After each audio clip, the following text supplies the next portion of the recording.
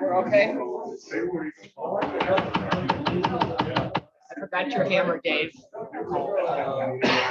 love my hammer. Okay, folks, welcome. We're at 7 o'clock. We're going to call the meeting to order. I welcome you all. It's nice to see new faces here. We'll start with the Pledge of Allegiance. We pledge allegiance to the flag of the United States of America and to the republic for which it stands, one nation, under God, indivisible, with liberty and justice for all.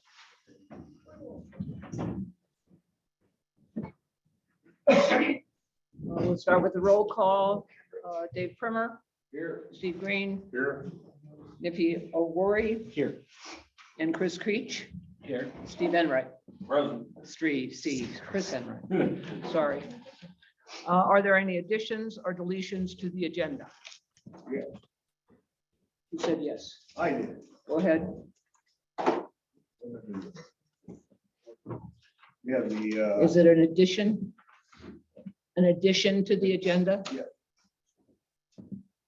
we'd like to have, I got the FPPA report.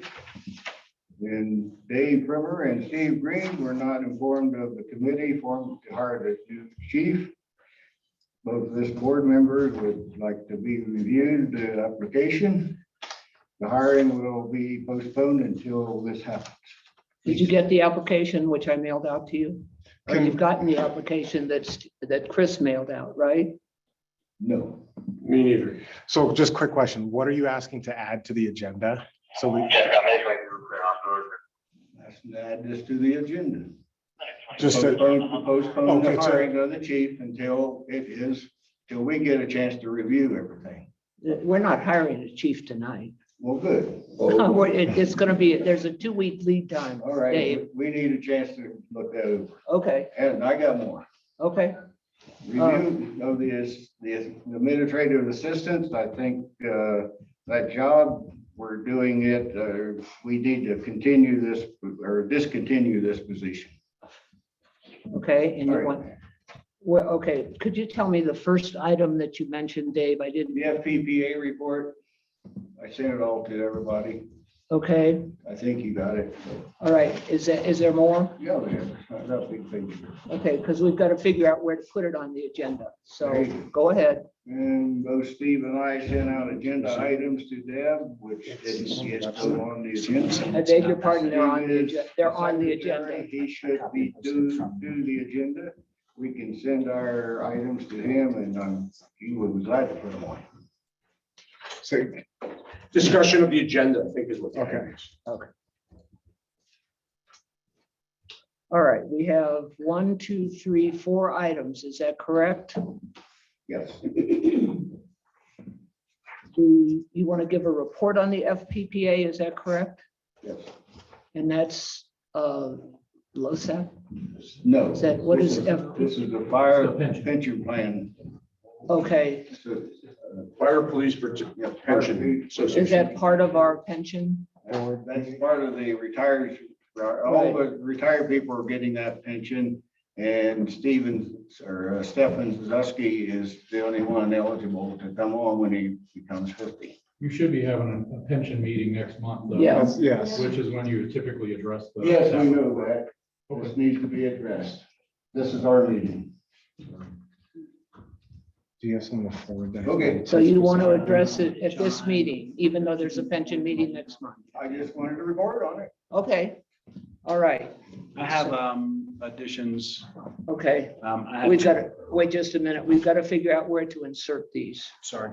Okay, so the Dave Primer's report on the FPPA, let's put that under reports. It'll be after the chief's report and before the community organization reports. All right, so that's going to be, we're going to change that. We're going to move 3.3 Primer FPPA report. Okay. Okay. We have the hiring, which I told you is we're going to talk about that in executive session after this meeting. Is that okay?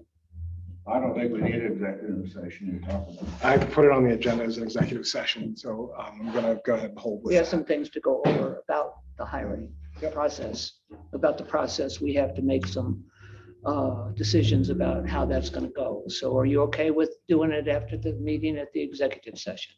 If that's what you need to do, Okay. I So don't that's, think it needs to be done in secret. It is not- required by state and federal law that matters of personnel are discussed in executive Well, we're session. not discussing the. We are personnel. discussing personnel. That's the whole Alright. reason I called for that. Well, see, I wasn't informed of all that. It's, okay, all right, well, Okay. okay, administrative assistant position. You want to discuss that? Is that correct? can we just insert them all after? Well, these are all new business, so, You want to do it after the first public comment?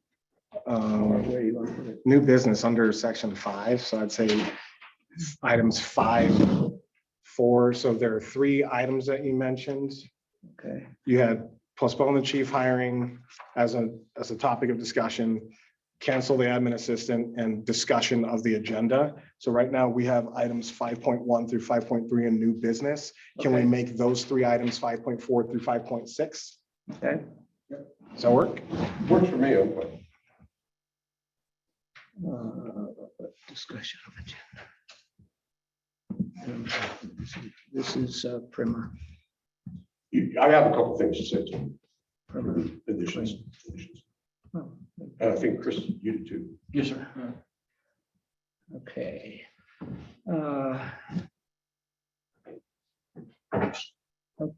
I've only got 2. Discussion of the agenda, the administrative agenda. Got it.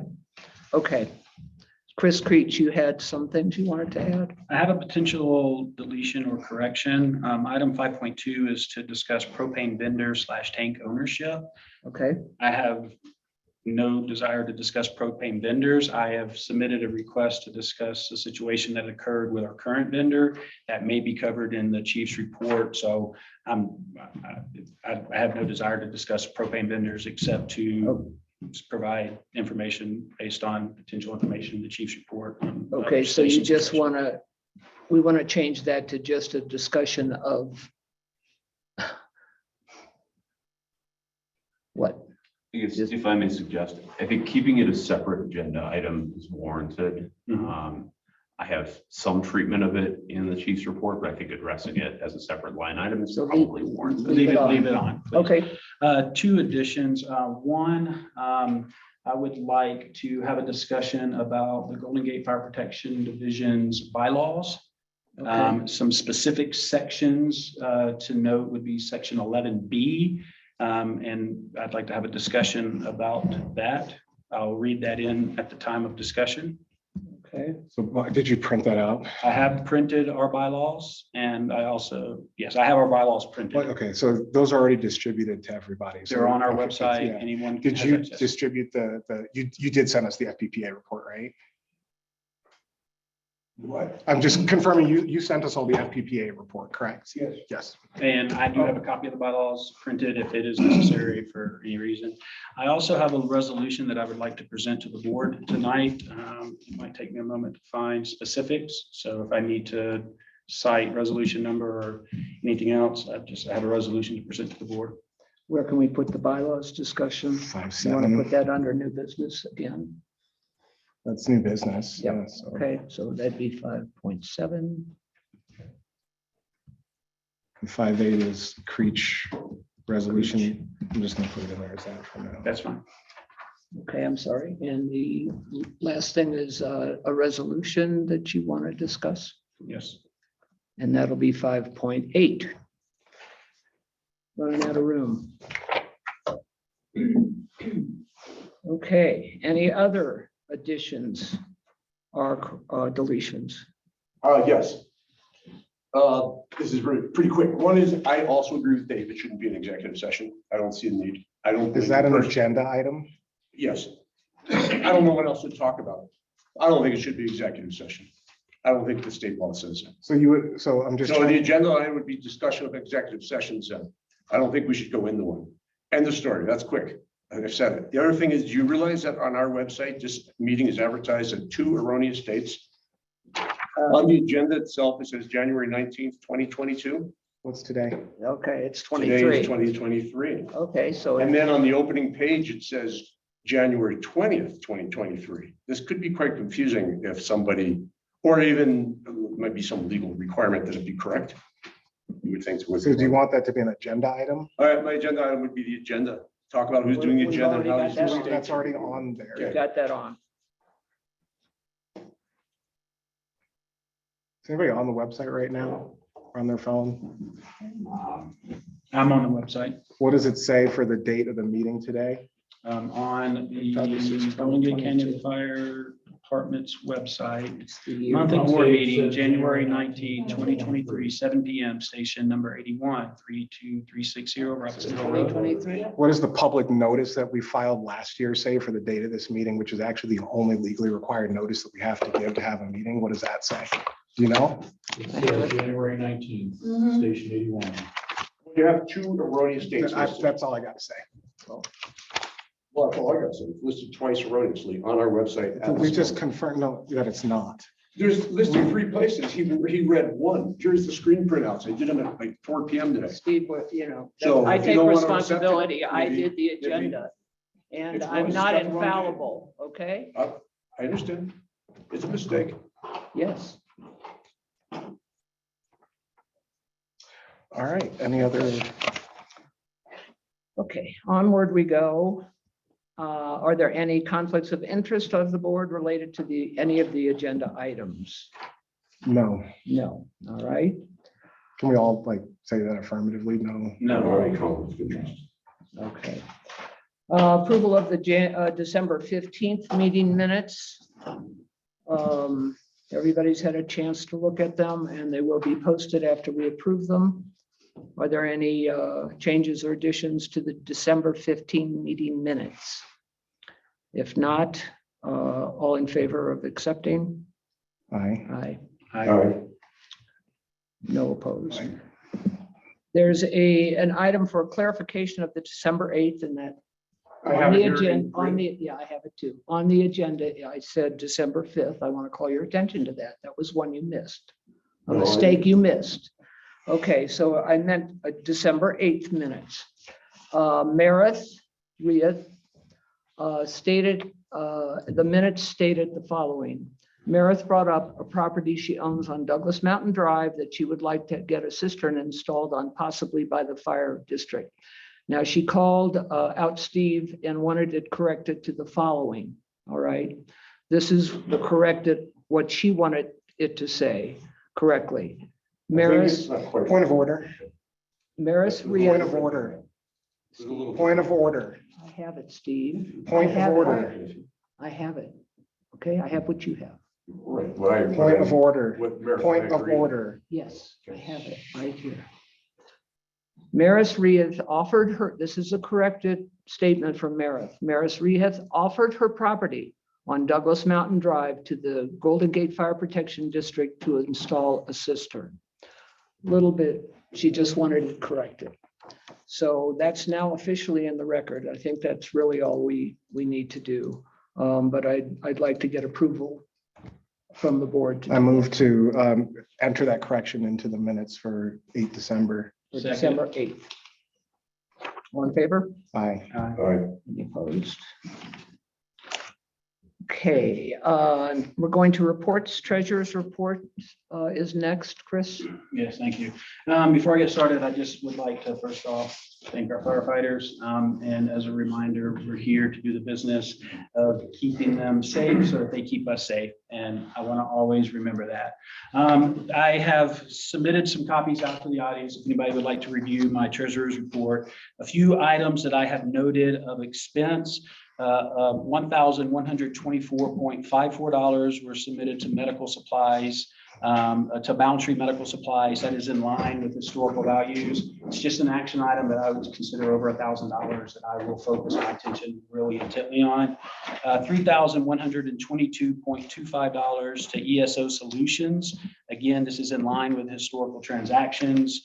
$2,237.80 was sent to Independent Propane, again, in line with historical transactions. If anyone has any questions about any of the other line items, that has been distributed. A couple of copies are in the audience and it's posted on our website. So if there's any transaction items that anybody would like to ask about, you're open to.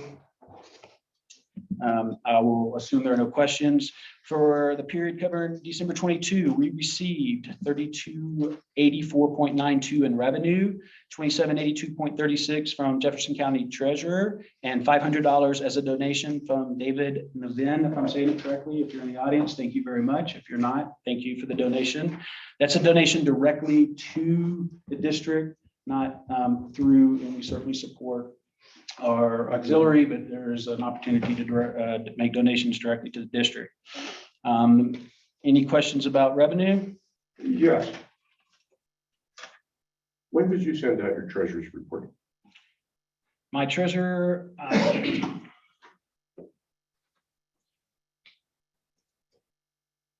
To the board? it may take me a minute to Yeah, research. it was a while back. I got it. The treasurer report was more than likely sent out, let's see, today's date is the 19th. I have to look through my sent emails. Could I ask a clarification reason for asking the question? Oh, no, I just want to know when you sent it. I would have to go through emails. I think it's not really worth our time right now, Sure. unless you have a specific reason. I show it received January 17th. January Okay, that's 17th. all I know. Okay, thank you, sir. Okay, so. Is that a question about the revenue? Excuse me? Was that a question about the revenue? No, it was a question about when Chris sent it to treasurer. Okay, so he's asked if there were any questions about revenue. Thank you, Nikki, for that clarification. Can I move on? I didn't stop you. You asked a question. Yeah, you Have can we move on. answered you? Sure. Thank you, sir. December 31st, our statement of financial position. It has been submitted with a few copies to the audience. If you have questions, a few items of note, we have $394,188 total in our bank accounts. I'd like to point out that that represents 165% of our budgeted 2023 expenditures. I think that our fire district is in a very healthy position. And if we received zero revenue, we could operate for basically over a year and a half. We always need to receive revenue, but I think we're in a healthy position. Any questions over our financial position? Budget versus actual. There are a few items that I've noted in the budget versus actuals for 2022 fiscal year. First off, cash donations as currently listed for 2020, cash donations directly to our district are listed as $1,000. However, in our transition process, we've uncovered a PayPal account that was not being accessed for quite some time. That PayPal account has $4,213.01 worth of donations that date back to 2021. I will be working with our bookkeeper to incorporate those funds into our accounts and accounting for them in best practice methods.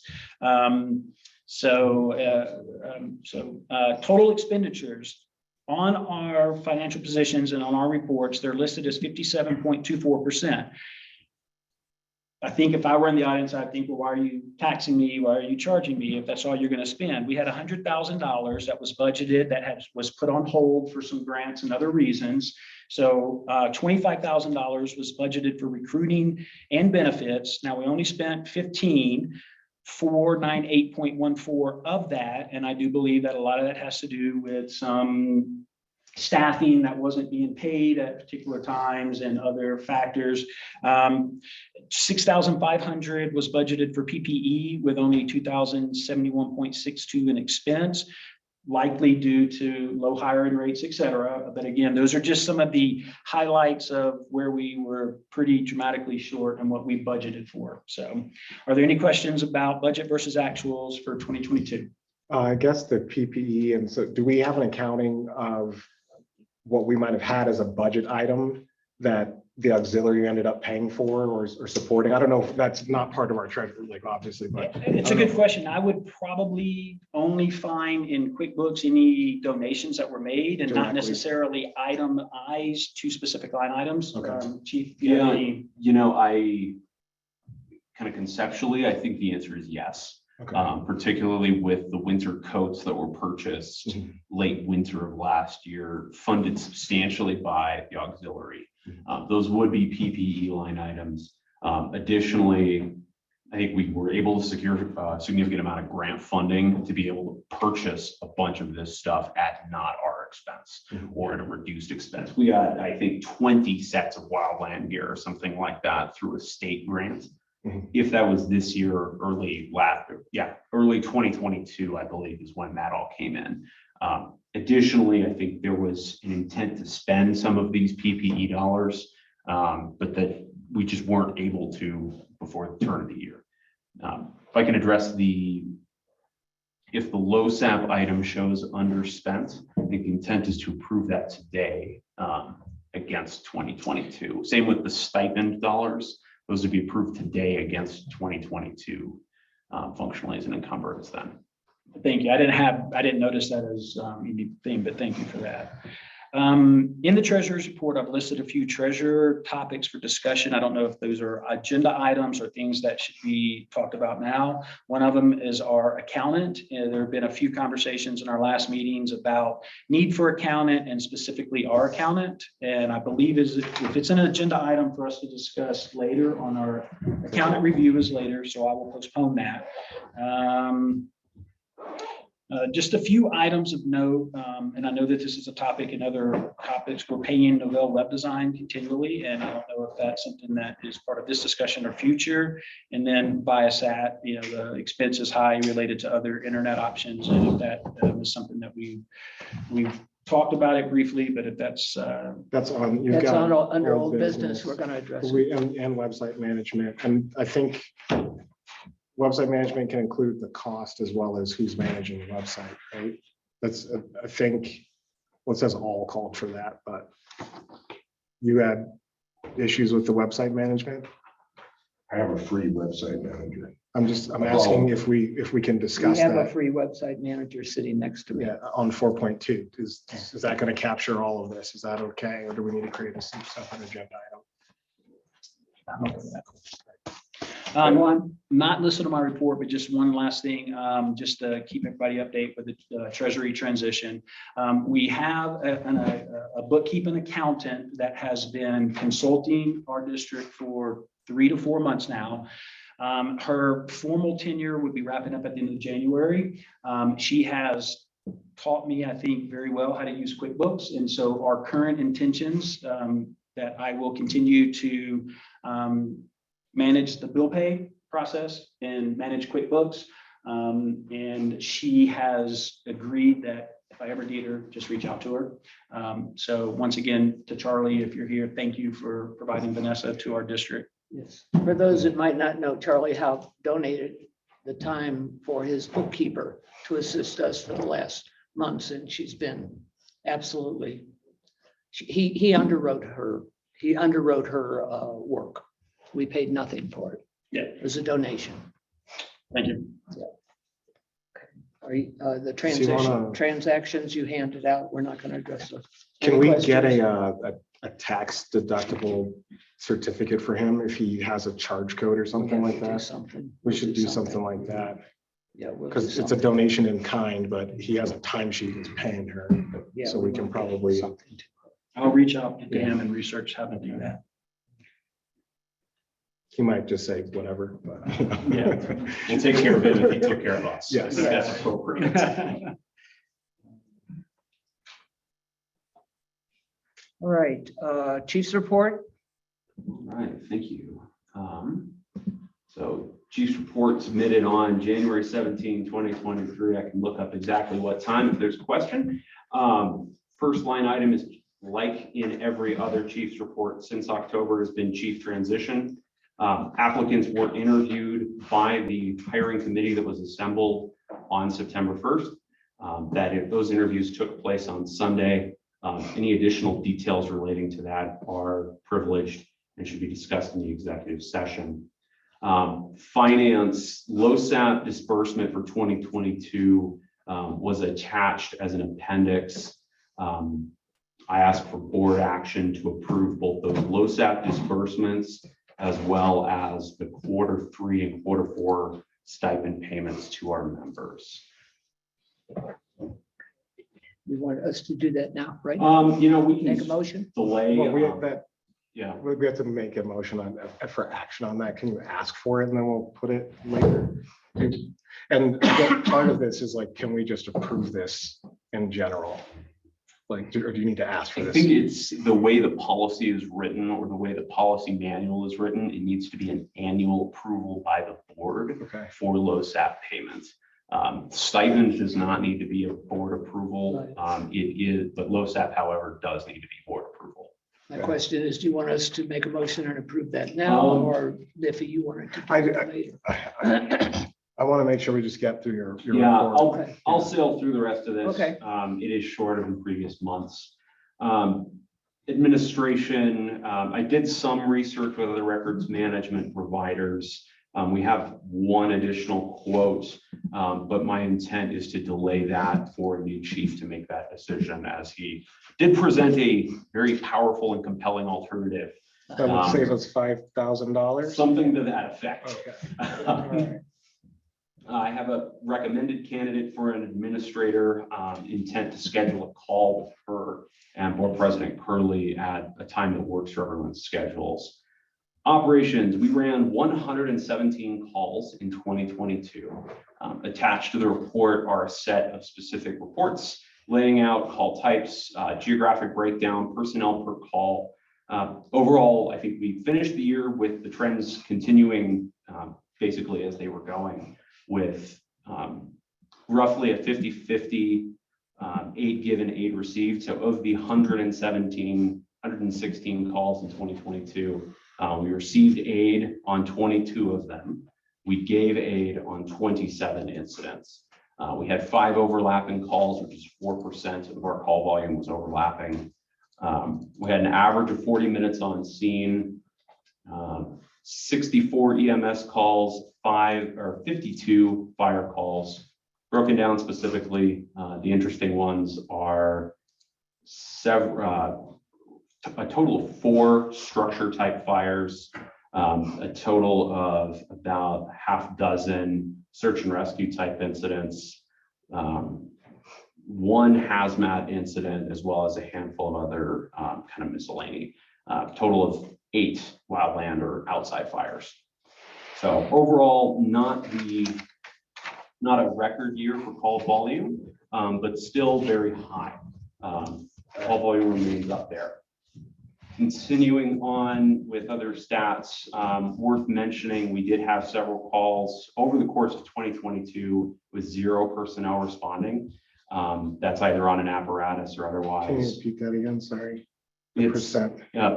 Percent, I don't know the percent offhand, but the total is 0 of our personnel. But it was a non-zero number of calls with 0 personnel responding from Golden Gate. We have 18 members on the roster today, 2 on leave of absence. Application cycle is in process in partnership with Timberline for at least 2 or 3 that match well with Golden Gate. So odds are we'll be able to bring on 2 or 3 more over the next couple of months, which will put us over 20, assuming we hire a new chief.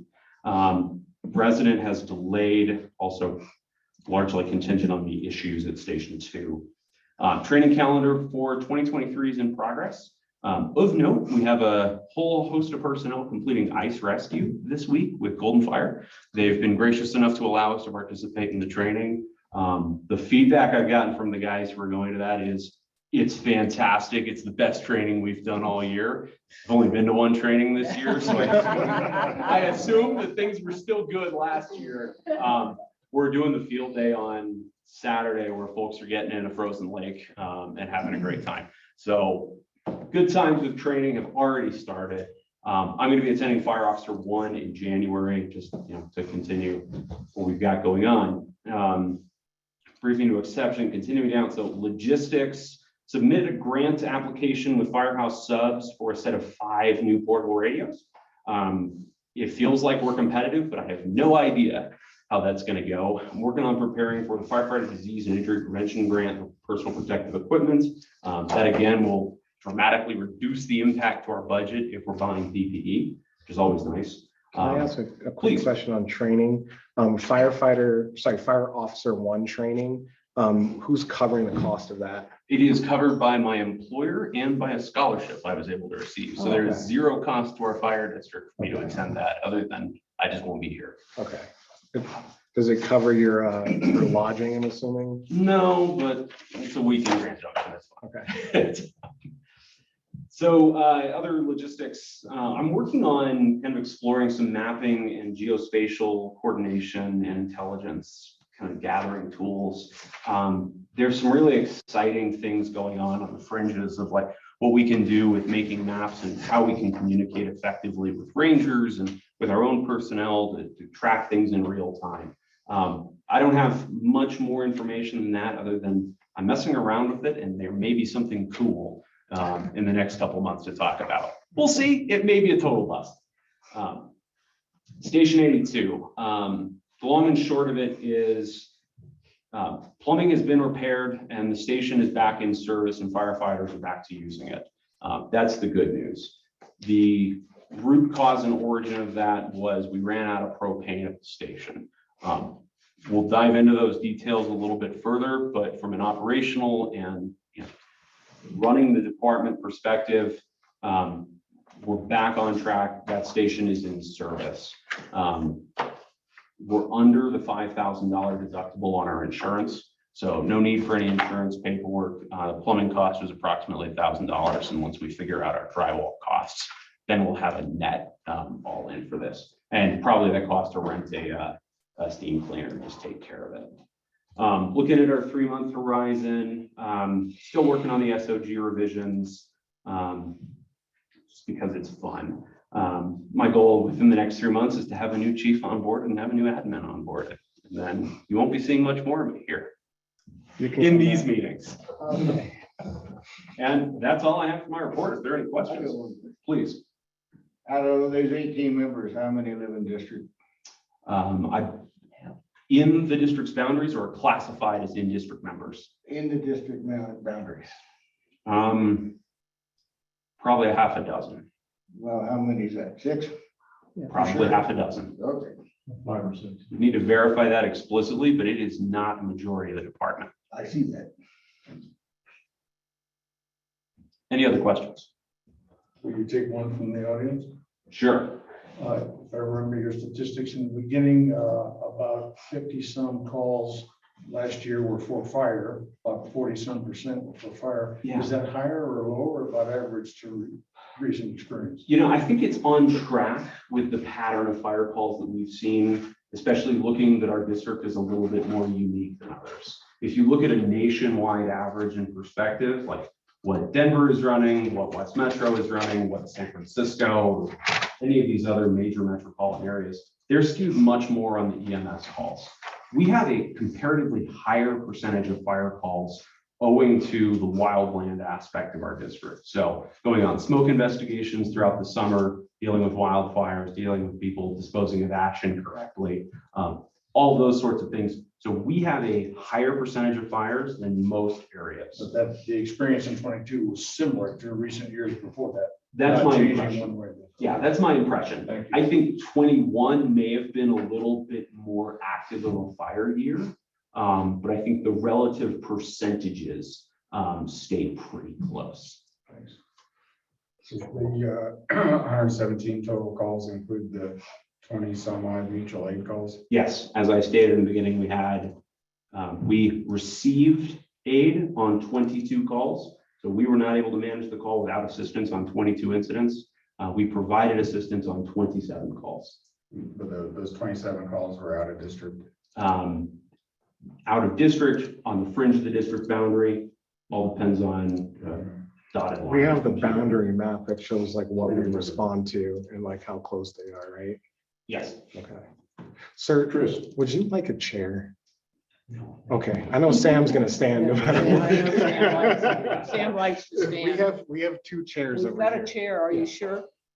I Okay. didn't realize Chris, you did. of the 117 calls, how many were false alarms or something similar? Yeah, so if we go to the report type A3, any code 611 dispatched and canceled en route is one where we did not go to the scene. There were several as well that were code 622, no incident found at dispatch address. So for example, a smoke investigation where nothing is found is coded that way. There's additionally the ability to code it as a smoke scare. That's often if it's someone sees a cloud. Call 911. How many do you think there were? Yeah, let me look. So those are classed as good intent calls or wrong location, no incident found. So good intent was one call, at 4 wrong location, 2 unintentional system operation, so false fire alarms, and 21 calls were dispatched and canceled en route. When you say false fire alarms, is that like an automatic fire alarm? Yes, Okay. so someone's residential fire alarm for some reason goes off, cooking bacon, and we get called. So that was approximately 30. Yeah, I think that's appropriate. Okay, thank you. Any additional questions from the board? Any questions from anybody? No? All right, Mr. Primer, you wanted to give a If I report? may, I'm sorry. Director, we can have action on approving the LoSAP disbursement. Okay, sure. So I move that we approve the LoSAP payments for the year. I'll second the motion. Is there any discussion? All in favor? Aye. Aye. Aye. Aye. None opposed? You got it. Thank you. Firefighters appreciate it. Report on the FPPA, please. All right, short blip on that is the FPPA is still open if we wanted to sign up new members. And then that would be the question to ask the firefighters if they would want to go back on that system. I have one quick question. Yep. What does FPPA stand for? Yeah. Could Fire you Police explain? Pension Fund Thank you. or Association. Association. It's a retirement. There's 2 of us in the room that are on it and collecting now. Can I add something to that, Dave? Yep. I do think that you need to do a financial analysis of that, what it costs. We haven't heard from FPPA. Yeah, that's coming. Okay, Okay. before we just open it, because what if it's an extra 5,000 a year per person? We may not be able to afford it. So we have to make sure we. It's not even. That's adjusted because we in the past years, for the people that are growing now, we've put in like 8,000 a year from the department. And then we get matching funds from the state, which is another 8,000 to 10,000. So it's really, we only have to supply half. Is this on an individual basis? An individual Well, firefighter? It's on if you do your time and do your. and Okay, do the your requirements. training And qualify. Qualifications, okay. Qualifications, Yep. Steve, could I ask you a question? Because I know that you sent an email that sort of discussed moving away from FPPA into LoSAP. Was No. there? Well, I sent an email about the history of what happened in 2010 or 11 under the Barbara Crawford board about moving away from FPPA at that point in time, which is when we moved away from it, and offered LoSAP to those who wanted it. I don't know all the details, but I know what was claimed back then, that the FPPA was going to become unaffordable. I don't know if that's true. I do think FPPA has been expressed to be a big attraction for the firefighters. LoSAP at the time was said to be. I don't know which is the truth, which one's more attractive to them. FPPA has a different way of benefiting than LoSAP. LoSAP is more immediate. FPPA is for the guy who stays in for at least 10 years and then collects for life. LoSAP is on a yearly basis. So what I told you about was the history of it. I'm not making any decision. No, understood. And Dave, are you asking us to consider reopening or? We're just asking we can offer this to firefighters if they want to, for retaining attention Because I've talked to a few firefighters that they would stay if they was on this program, And what rather would than the So low. can I just real quickly, can we have a pension board meeting? It sounds like we need to get input from the firefighters. Can we, That's why I'm Okay. bringing it to this meeting All right. today, so Mr. Enright can get that news to the firefighters and see, get some information, see if they want to entertain the thought. The option is open because we're still a customer. They are not taking any more departments at this time.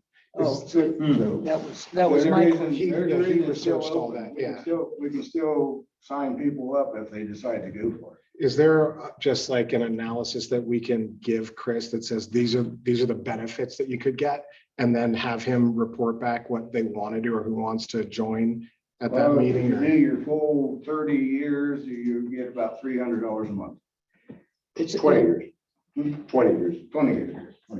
it's a matter of different incentives. One's shorter, one's longer. Is that Yeah, correct? shorter time, and then you have to be on the department 10 years. I think it's in our book, or the old books. You vest at 10 years, and then you can draw 50 years of age. Are the firefighters aware of these programs, Sam, Chris? Probably not. We haven't talked about FPPA. Do you have like a meeting between now and the? Yeah, I mean, there's a business meeting next week, that's penciled in. So easily, I was typing an email to the membership right Okay. now, and I was just gonna toss a link in and say, if anyone has an interest, please let me know at your convenience. Chris, before you do that, I recommend that the board make sure they can afford it. I'm not saying they can't afford it, but I haven't heard a price, if it's per member, per group, what it costs the budget of this district.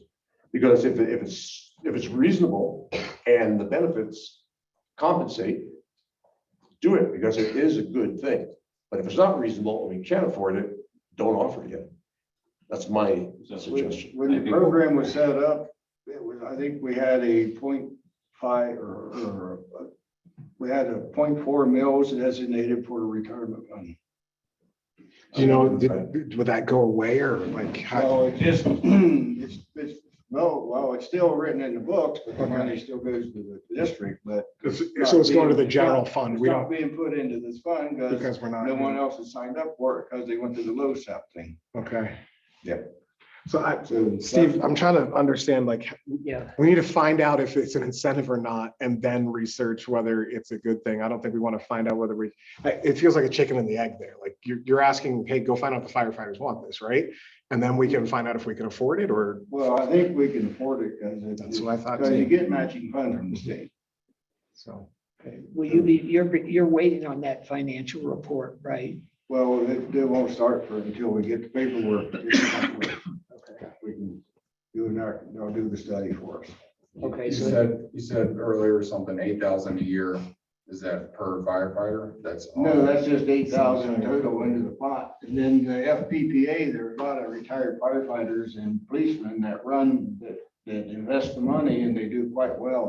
They're averaging right now 10-12% on the return on funds. I would imagine that 8,000 you're talking about, Aaron, depends on how many firefighters are in that group. Garrett, did you want I probably know as much about this as anybody in this room. It's a very good program. It is protected by law. There's no way that amount can ever be taken from a firefighter.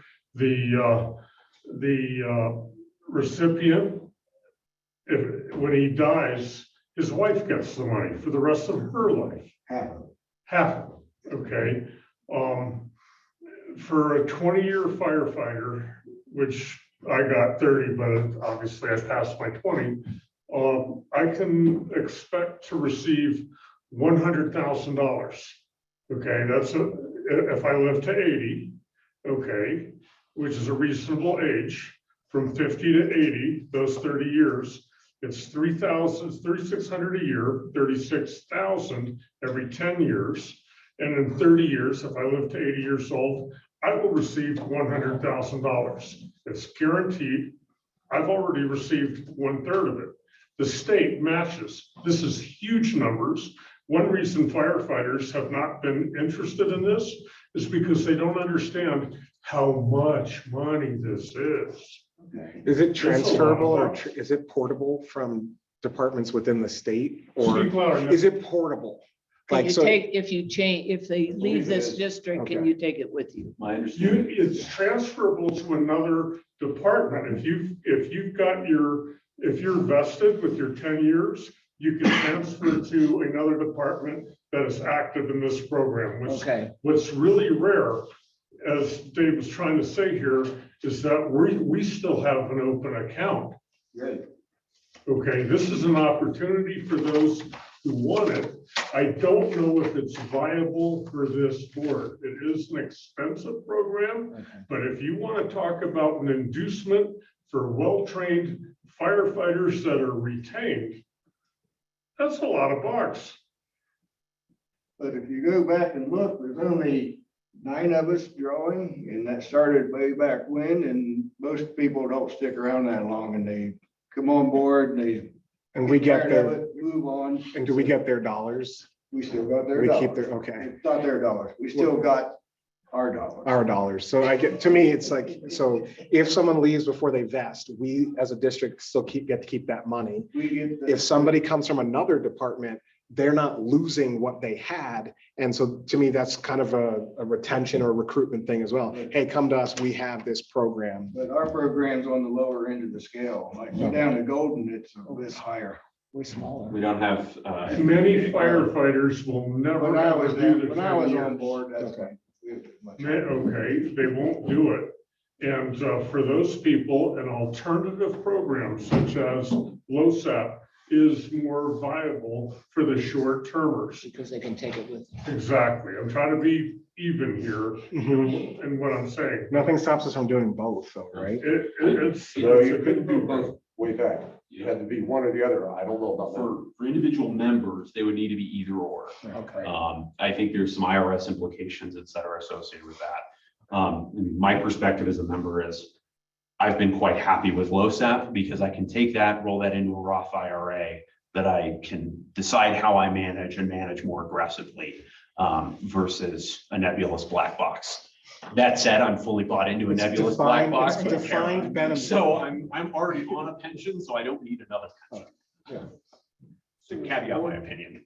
Board discussion suggesting that there is a motion that would be No. helpful in doing a cost benefit analysis of the LSAP versus the FPPA to present to the board and to the firefighters. Right now, we're just trying to figure out if the firefighters want to go on this, we could go in and have them do the study. I If they don't, don't want to go into it, we don't have to do that framework. that's exactly where I am. I agree with you. Yep. Okay, so you're gonna wait.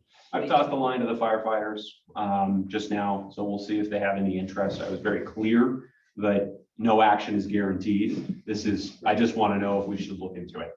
So we'll see what we hear. If they don't want it, I'm out of a job.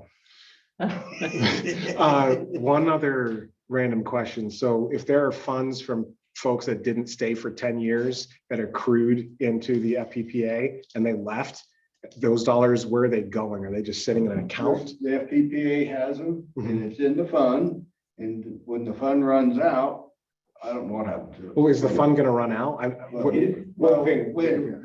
when everybody dies off, Oh, then the money's left over. I think it comes back to the The department. fund can't run out if we have active participants. We'd always have to fund to that. Right. So I think there may be monies left over when we've spent on all of the active participants, then there could be monies left. What I'm trying, like, so what they're gonna give us is an amortization table that says, here's what your contributions are. Here's what your actuarial table that tells you, hey, not to be grim, here's when Mr. Primmer's gonna die, blah, blah, blah. You're gonna have this much money left over. If that's a substantial amount of money and no one else is joining this program, can we just give more money to the people that are drawing? That's the only thing I'm saying. We can't do Because that. it's defined. It's just a Very defined benefit. Okay, We're in that process right now to get a $5 raise for the pension. so we can do that. Yeah. Okay, all right, that's, But they gotta do a study on it and see. Okay, that's all I'm- It'll be funded, and that's next month. Yeah. okay. Thank, anybody else have questions on this topic? Thank you, Dave. You're welcome. Community organization reports. Dee Dee, Terry, Auxiliary. So at the end of 22, we just purchased some clothing stuff for them to be, what would you call that? Exercise stuff. Workout gear. Workout gear. gear. And then we, I believe we split the cost for new apparel, uniform apparel. Yeah. And purchased a, help me, what's the name of it? Rescue 42 stabilization struts. Yes, so it's gonna hold the vehicle up from crushing the firefighter, trying to get the person out of the vehicle, correct? That's correct. And we are looking at, so far for 2023, we are looking at purchasing some other stuff. Chris? Yes, they're sked stretchers. So Yes. easy confined space, but also excellent in snow stretchers. Yes, so the auxiliary is considering that right now. We have a couple members out, so that hasn't been a unanimous decision yet, only because we have people out of the country. But yeah, auxiliary's still kicking and they're getting us stuff and we're providing, I would think. Good job. Terry, Grange. Everything's going great with the Grange. Newsletter and calendar is going out this next 2 weeks from now. That's it. That's all I got. Go ahead. Go ahead, Terry. So well, she's done. Yeah, I'm done. Oh, It's, you're done? calendar. Oh, okay. Send in your dues money. Thank you. All right. Any public comment at this point? Anybody want to talk about the meeting so far or public comment, anything? Well, I'd like to ask how many people are here to protest the A amendment. I'm here to listen to the discussion. Yeah. Now in public It's public comment. You can Okay, do whatever you want. I'd like to make a comment. I'd like to actually leave tonight. That's number one. And what I'd like to hear from this board is that, what did you call it? Amendment A or? Ballot A. Okay.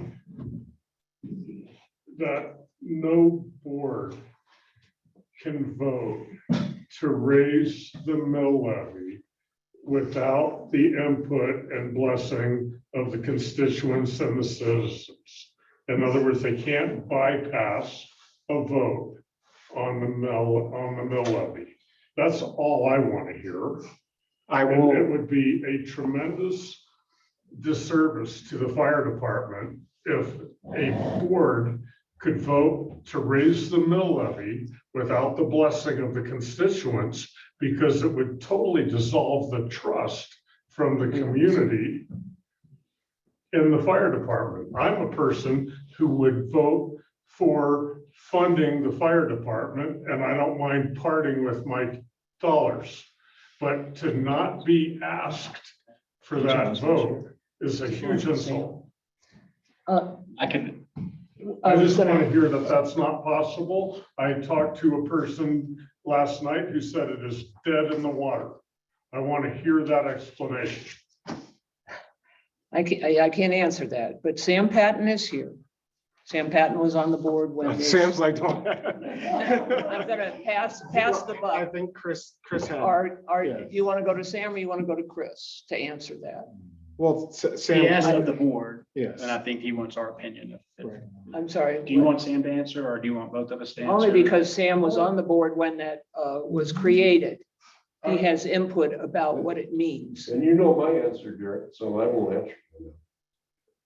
I just want to know that this board and any future board cannot vote to raise the mill levy in and of themselves without putting on, asking the citizens, the actual tax payer.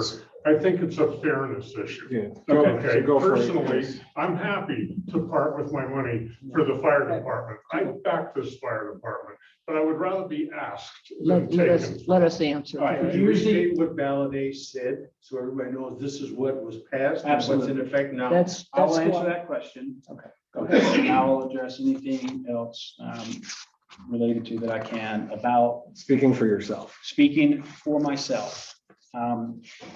First off, I will read what ballot A says, and then I will read DOLA's opinion on how this board could act on ballot A.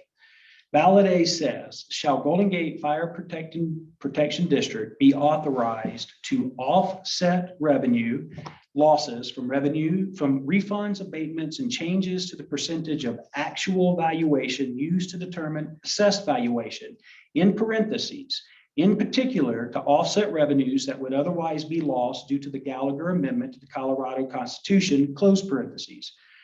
2, provide fire rescue and emergency services by increasing its operating mill levy beginning in collection year 2020 and annually thereafter, and shall all district revenues be collected, retained, and spent, notwithstanding adding any limits, notwithstanding any limits provided by law. That is what ballot A says. That is what was presented. That was what was voted on, and that was what was elected to be yes voted by the community. Okay, your question is, can the board of directors act on ballot A today? Yes, That answer is yes, with extreme limitations. First off, I'm going to read ballot A again, and I will tell you where the limitations lie. Shall Golden Gate Fire Protection District be authorized to offset revenue losses? It is the opinion of DOLA that in the event the board is given a valuation decrease in the amount of revenues that we are going to receive, that we can increase mill levy to offset the differential.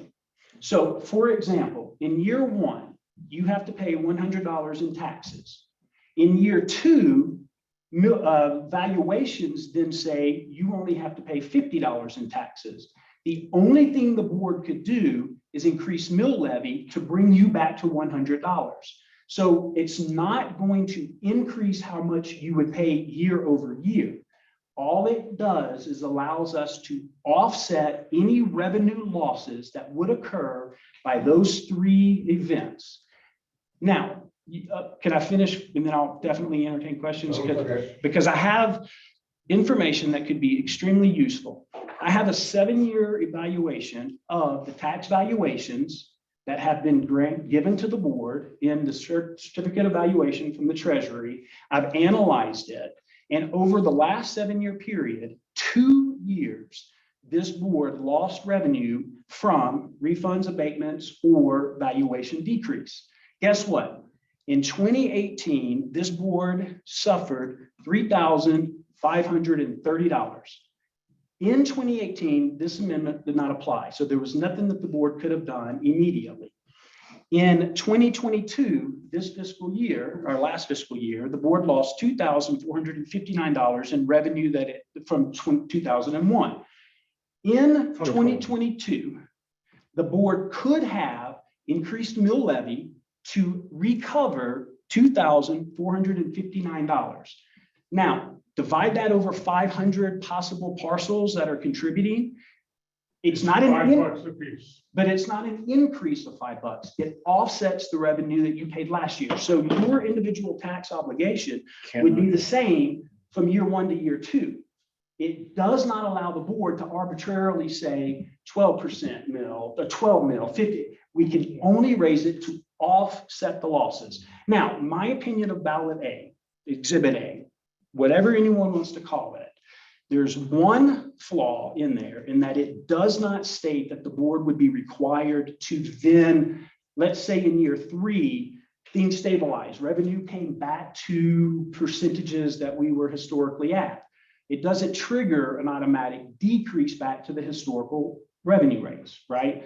So I think if if you're of the impression that ballot A is going to be used by some board to increase your taxes, you can see no, it's not designed. It was not designed for that.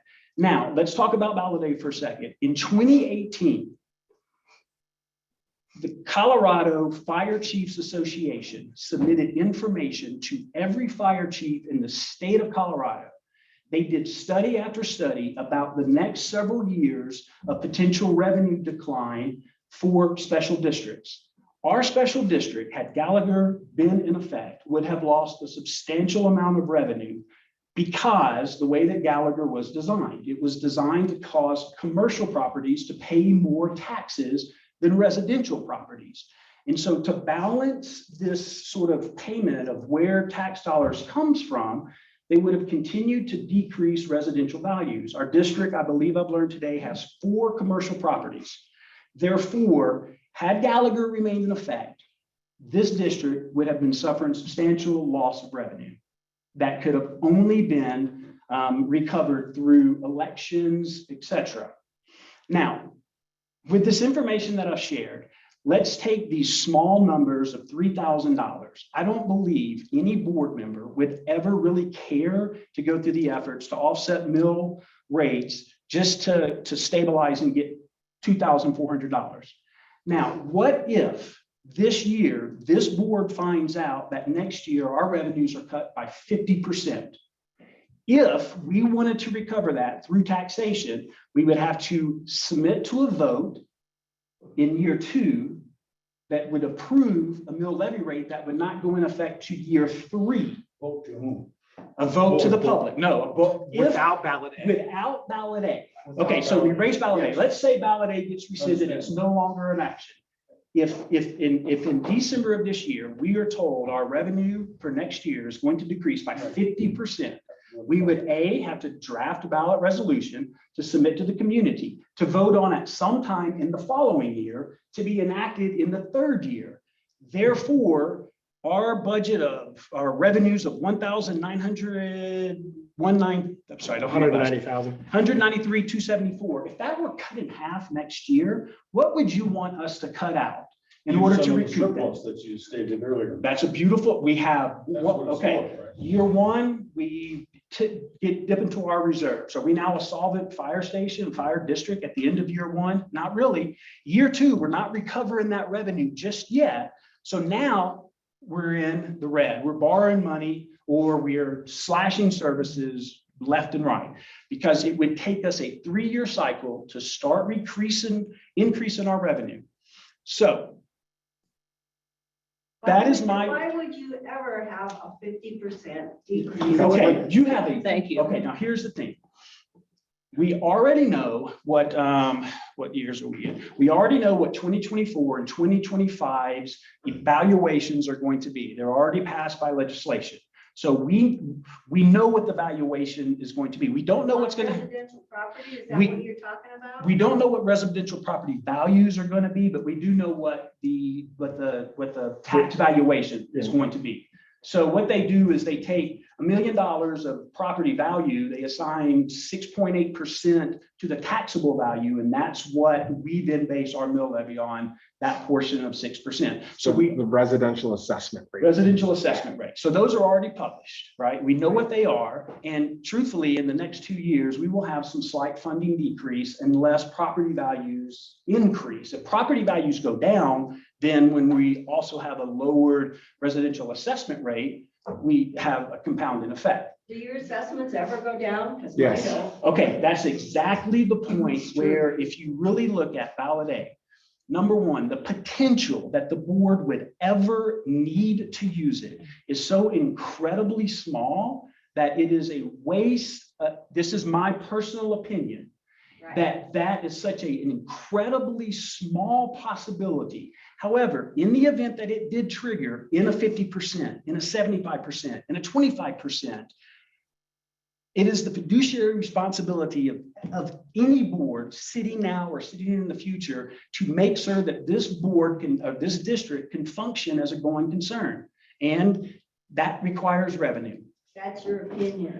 It is not my opinion that it is the fiduciary responsibility of a board. No, I mean that everything's gonna go down so far. It is my opinion that things could change. I don't have a crystal ball and I'm not an economist, but yes, things could go down, things could go up. We do know for a fact that Gallagher was going to decimate our taxes. And so it is gone. It is gone, but it could come back. Somebody could pass it again. So, well, we actually More have this. questions. Point of order, Niffy. Point of order, Niffy. So for clarification, you asked the board to answer a specific question. And so if we're answering the question that you asked, then I think that would be on order. Then I'm pointing at you, Garrett. So if we're answering that specifically, then I think we're on order. Otherwise, I think this is continued public comment and we'd go to the audience.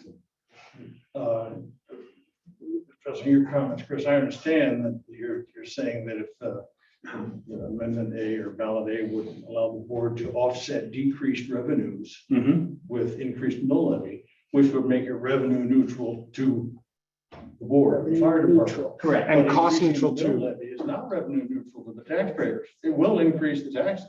Well, it would, but only at the amount that you paid previous year. It will increase the taxes. Can you So clarify have the that? authority to increase our taxes. Hold on, can you without clarify input. that, please? I don't understand how it increases the taxes. Go to the Jefferson County website that talks about determination of tax rates. Okay, and what determines the tax rate is county mill levy. It's a school district mill levy. It's a city mill levy. It's an urban drainage flood district mill levy. It's an urban drainage South Platte mill levy. It's the fire protection district mill levy, which is ours. It would The increase question your I'm trying to taxes ask, for that individual year. In other words, again, year one, you pay It would one. increase it as long as the mill levy is up where it is. That is, It's not a temporary. Hold on. Stop. You asked revenue neutral to the district. So the dollars that are coming to the district, if they are the same year over year, it's the same dollars coming from the district members. I don't think that's increasing it. I don't follow how that increases a dollar coming out of my That's what I'm pocket. trying to explain is that if you increase the mill levy, the tax rate will increase. So, yes, sir. well, just I have two. Okay. just to show this real quickly. So here's my valuation, my tax property value, dollar value. Then I multiply that by my residential assessment rate. Then I multiply that by my mill rate. And this equals the dollars that go into the district. What we are concerned about, what Gallagher was concerned about, was this residential assessment rate going way down. And they wanted to increase this so that this stayed exactly the same. What you pay stays exactly the same. It doesn't raise anyone's taxes that they pay. Yes, it does. Yes, it does. It, I agree with you, If David. this is 100 and this is 50 and this is 50, say this, my valuation stays at 100, the RAR goes down to 25, all I would do is double this to 100, and the multiplication of those is the same number. Can I have a number to you? From me. No. From me. That's what's not. Okay, sorry. I understand what you, I know. Okay, Property value times residential assessment rate times mills equals what I pay. okay, hang on for a second. That's right. And if our property value stays the same and the residential assessment rate stays the same for us, Yes. which it will, and the mill levy goes up, the tax revenue But goes up. you can't increase the mill rate. Hold on for 1 You second. can't I increase the know mill what rate it is. except to make this number exactly the same because of a change from one of these. This board has no right to increase the mill rate to increase your taxes. Nikki, could I, Absolutely not. could Cannot I, do could I help? Cannot do it. That's your I understand what it is. opinion. Wrong. Okay. it. Well, I will never do that. I'll Hang on tell you one that second. much. I'm not crazy. Okay, so here's, Well, if you never do that, then you don't need ballot A to be in the court. okay, hang on for a second. Okay, so Dave's question is, does it raise your taxes? In year one, again, I want to explain it like this. In year one, let's say this year, you're paying $100 in taxes. Next year, if mills levies cut your rate in half to 50%, not mill levy, excuse me. If RAR. if the tax bill that you receive says you're now only going to pay $50, then it is true in year two that the mill levy increase that the board could apply would raise your taxes in that second year to $100. So yes, it is a 1 year quote unquote increase. But it's the But same. it- But it's the same that you would have paid if that valuation had not dropped. Why do you So we feel never get a break. an increase in the mill levy rate is 1 year? Okay, Where does it say that? it doesn't, okay, It now, doesn't say now that. I understand your concern, and I think the board needs, I think that there's the flaw in ballot A right now is it does not force the board to reduce mill levy when the revenues have stabilized. So in if year 3, your valuation went back up and you were going to have to pay that $100 and our mill levy was higher, it would increase. So there is a flaw in ballot A for that one specific reason. And yes, I, Okay. Sam, did You're you? talking and you're talking, I got something to say. How many people in this room are convinced, has he convinced to change your mind? Against We're not- the I think it was an excellent explanation. Thank you. I Thank think you. you did a great job. Me Thank you, too. Chris. But how many people are convinced to vote the other way? Joe McConnell from Dolma, here's his opinion. I will distribute copies that you guys can pass around. And when yeah, Chris, can I say Dolma something is the sometime? Department of. I guess not, huh? Local affairs. Joe McConnell is the local government election and financial analyst. He is the person that boards go to for consultation on financial. I talked to Joe. So anybody who wants a copy of his email, you will see the question that I asked him specifically related to ballot Okay, A. Chris, I would like a moment, please. And Yeah. Linda, go ahead, you talk first, and I'll talk after you. Yeah, I just want to say that, in all this discussion about, being able to offset, increases and decreases in assessment rates that are going to take place. This is how it's always operated, until ballot A, there's always increases and decreases in assessment rates and property values. And, everybody just had to budget or deal with the budget under those conditions. But now it seems like the mindset is, we can't have these fluctuations anymore. We have to be able to collect all this money that we've collected in the past and be able to collect that in the future. And if we don't think we're going to get that, then we're going to adjust it so we can maintain that amount of money. But the system was never set up that way. I mean, the system was set up with varying property values and varying assessment rates and mill levies and, then that was the revenue that the people on the boards or whatever district or whatever had to deal with in their budgets. So I guess I don't understand this mindset where, you can't have any fluctuations in the money coming in. You have to maintain this amount all the time. And in order to do that, you're going to go and. I would just Ballot A say is not that compulsory. ballot is not compulsory. I think it was to deal with a really potentially crummy situation if it were to Which is happen. no longer. Right, Here, Gallagher's gone. but beyond I think that, that's- you did ask a specific question, right? You asked me why do we need to have a constant budget? And I think it's so that we can guarantee the community that you're going to get the service you need.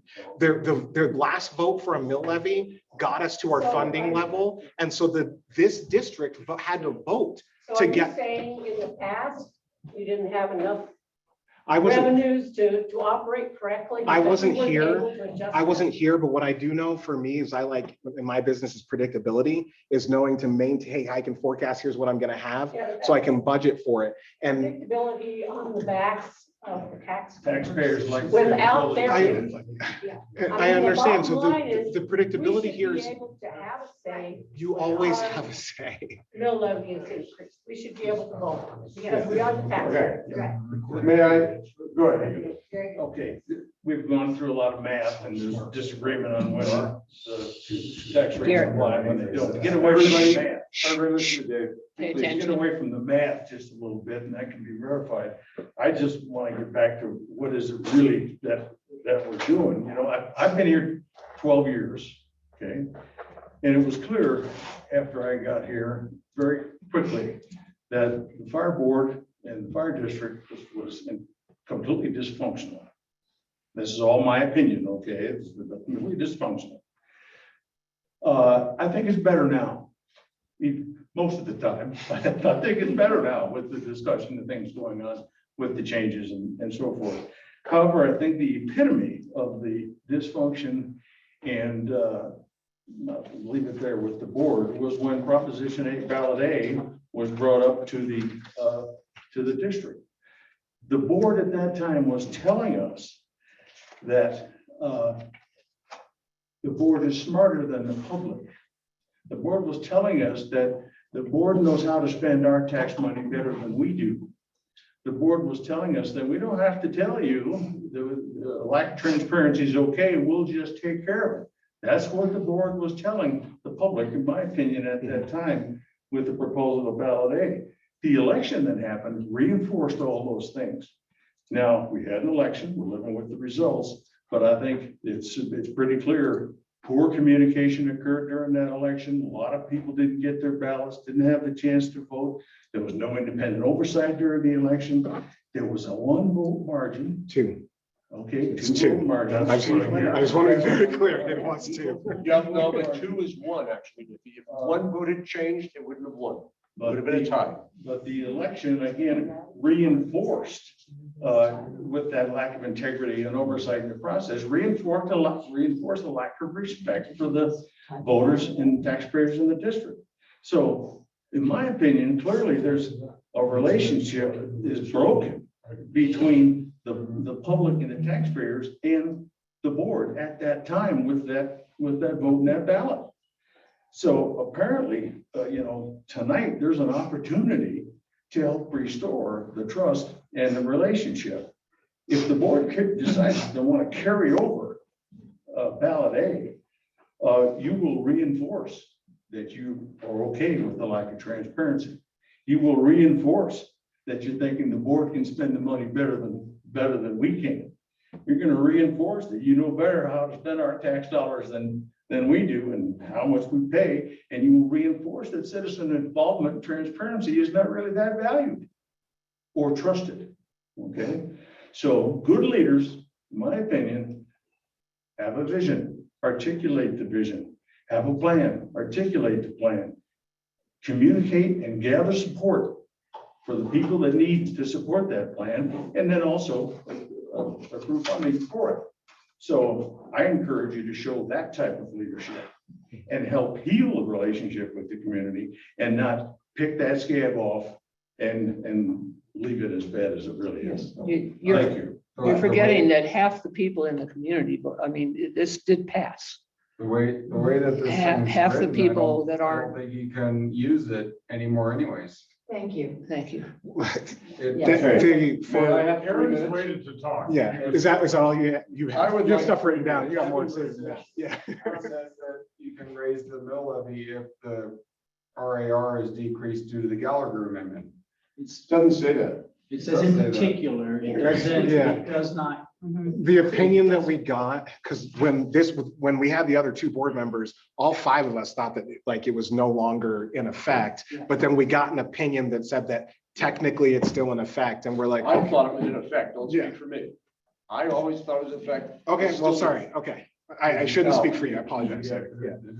No, let me, Some paralegal that. We have Dolo's opinion Right. that it is in effect. So- So, I mean, it is, so yes, it is in effect. But Okay, I mean, guys. I think that it seems like we should just repeal it because the purpose of it was to counteract the potential of Gallagher amendment. That was the intent of it at the time. Can I address? We don't have that problem anymore, so why do you need it? Okay, so why don't we just remove it? That would be a point of conversation, and I agree with that. Especially given the fact that if you did decide to do it, there's no wording in here that once valuations come back up, that you're not required to decrease the mill levy back. Our board is currently studying what it would take to rescind ballot A. Just Who's studying understand. this? The one question, I don't know, Sam, if you We can are answer this. reviewing. Are we allowed to just lower the mill levy if the RAR goes back up or if valuations go higher? That actually is that's a concern of mine that just came up now that Chris was mentioning. Like, so we can raise it. Certify the mill levy every year. You have Right. to approve Every year. and Certify the mill levy every year.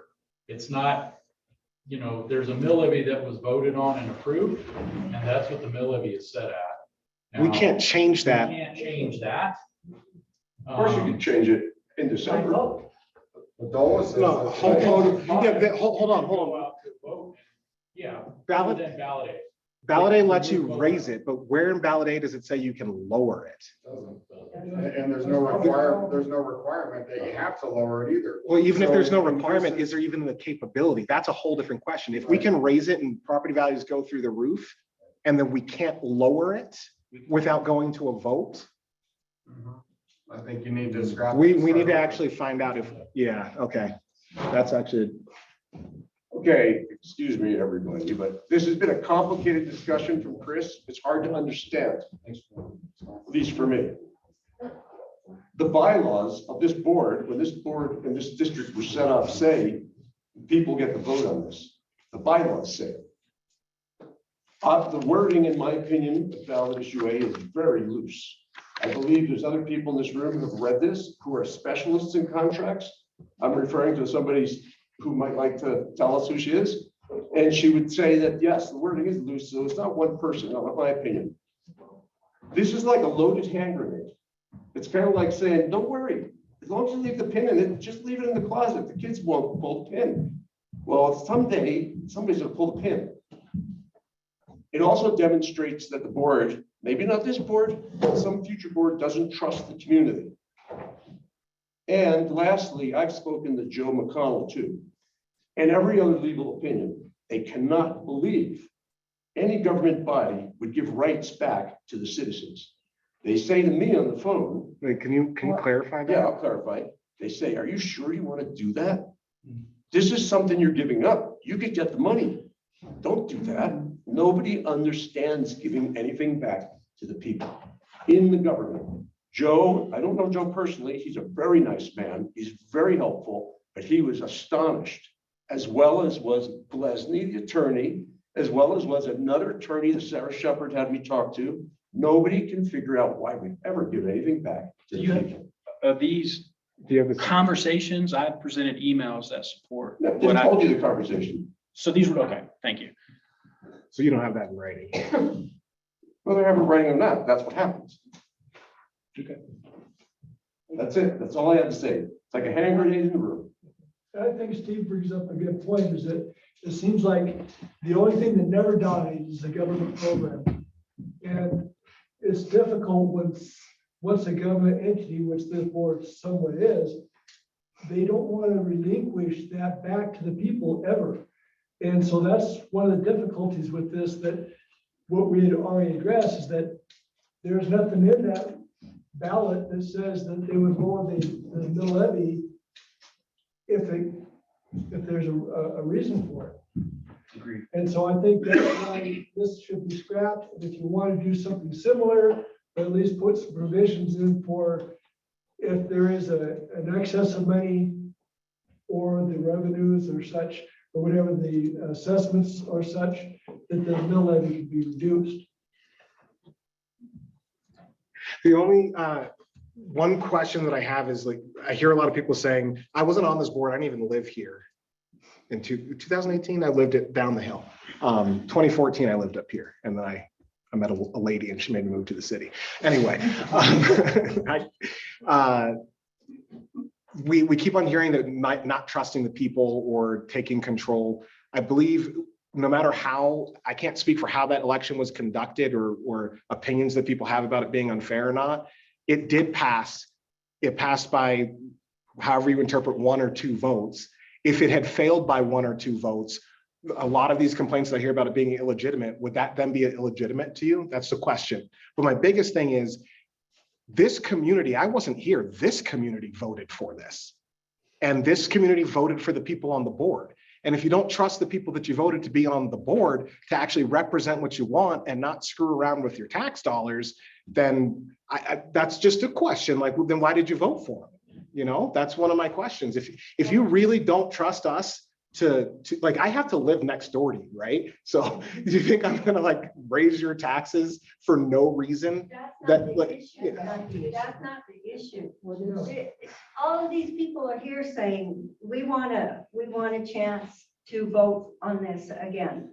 Not all the people. in- Steve has a lot of Few people. letters from people that said, we would like to put this on the ballot again.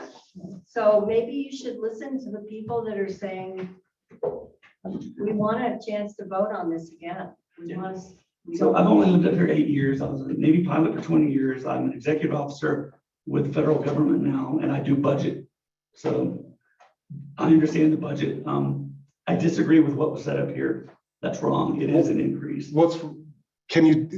I have an issue and I don't want to argue with you, but I generally have an issue when someone says, I disagree with what you said, but they're not gonna put something up on the board and say why it is wrong. Because if one of those goes up, the other one doesn't necessarily go down equally. That And is, if you. well, so if it go- that's the point I'm trying to I'll let you prove. Sorry, talk. yeah, go, Yeah. you're very right. I'm This sorry. is what I've Yeah. done since I've been in my first meeting. There's a wall right down this board and it goes right there. This side is one way, this side is another. This side doesn't let this side talk, and this side That's not true. gets frustrated. So for me, being a resident and seeing that in a board, I don't like that at all. When do we not let them talk? Are you kidding? Yeah, he just finished He asked to talk about 6 times and was talked over every time. because other people were ahead of him.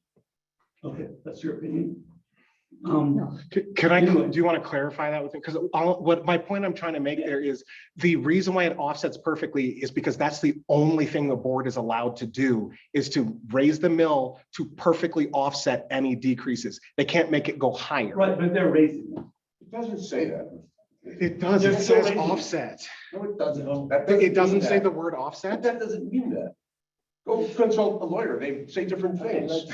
Different lawyers say different things. You can laugh too. If you're Different raising the lawyers will say language says different things. offset. you're raising the tax. The language is offset. The don't have language in internet. ballot A is offset. So offset, the definition of offset is not what the one you're using. We're not talking about ballot A offset. We're talking about that equation up there and how taxes are calculated. Our taxes are calculated by the assessed value times the tax rate times the mill levy rate. Yes, That's our taxes. yes. So if 2 of them stay the same, the mill levy goes up, our taxes are gonna go up. Yeah, but we can't make the mill levy go up unless 2 of those go down. Unless one of the other 2 go That's what down, this the says. board can't raise the mill rate. That's what, But if they do go down, our taxes go down to a certain level, Correct. and then you're raising them back up. to If they do- offset. Correct. We're raising it back up to what everyone already voted for in the last time there was an election on the mill levy. That's my whole point is everyone already voted on a mill levy that said, we agree to pay this much in taxes. And the board is just maintaining what the community already agreed to pay. So we agreed to pay a mill levy at a certain date and time in which the valuations were a certain amount. And then the county just keeps creeping the valuations up and up and up. So then the dollar amount of taxes we keep paying keeps going up and up and up. So does the market. The valuation, or the tax valuation or the property valuation? Oh, Doesn't the assessment rate come down to We're try and? currently seeing assessed rates are going down. Legislatively speaking, in the next 2 years, the rates are going down. But the house prices are going down. Your house Your valuation. may home go up. valuation is very different from the assessment valuation. Those are very different things. The taxpayer's never gonna get a break. My break. You know, my if taxes something are goes double down, what I we're not got. gonna get a break. Our We're tax rate is always gonna be high. That is not, that, Well, yeah. That's what Well, you're in saying. some- well, You're in- gonna offset any. in this year. We haven't done everybody it. got a break, and no one has raised the rates. We had a $3,000 reduction in revenue this year as a result of all of these factors that we've talked about. Nobody cared and nobody adjusted it. The point that I've made is if we were faced with a 50% cut Voters.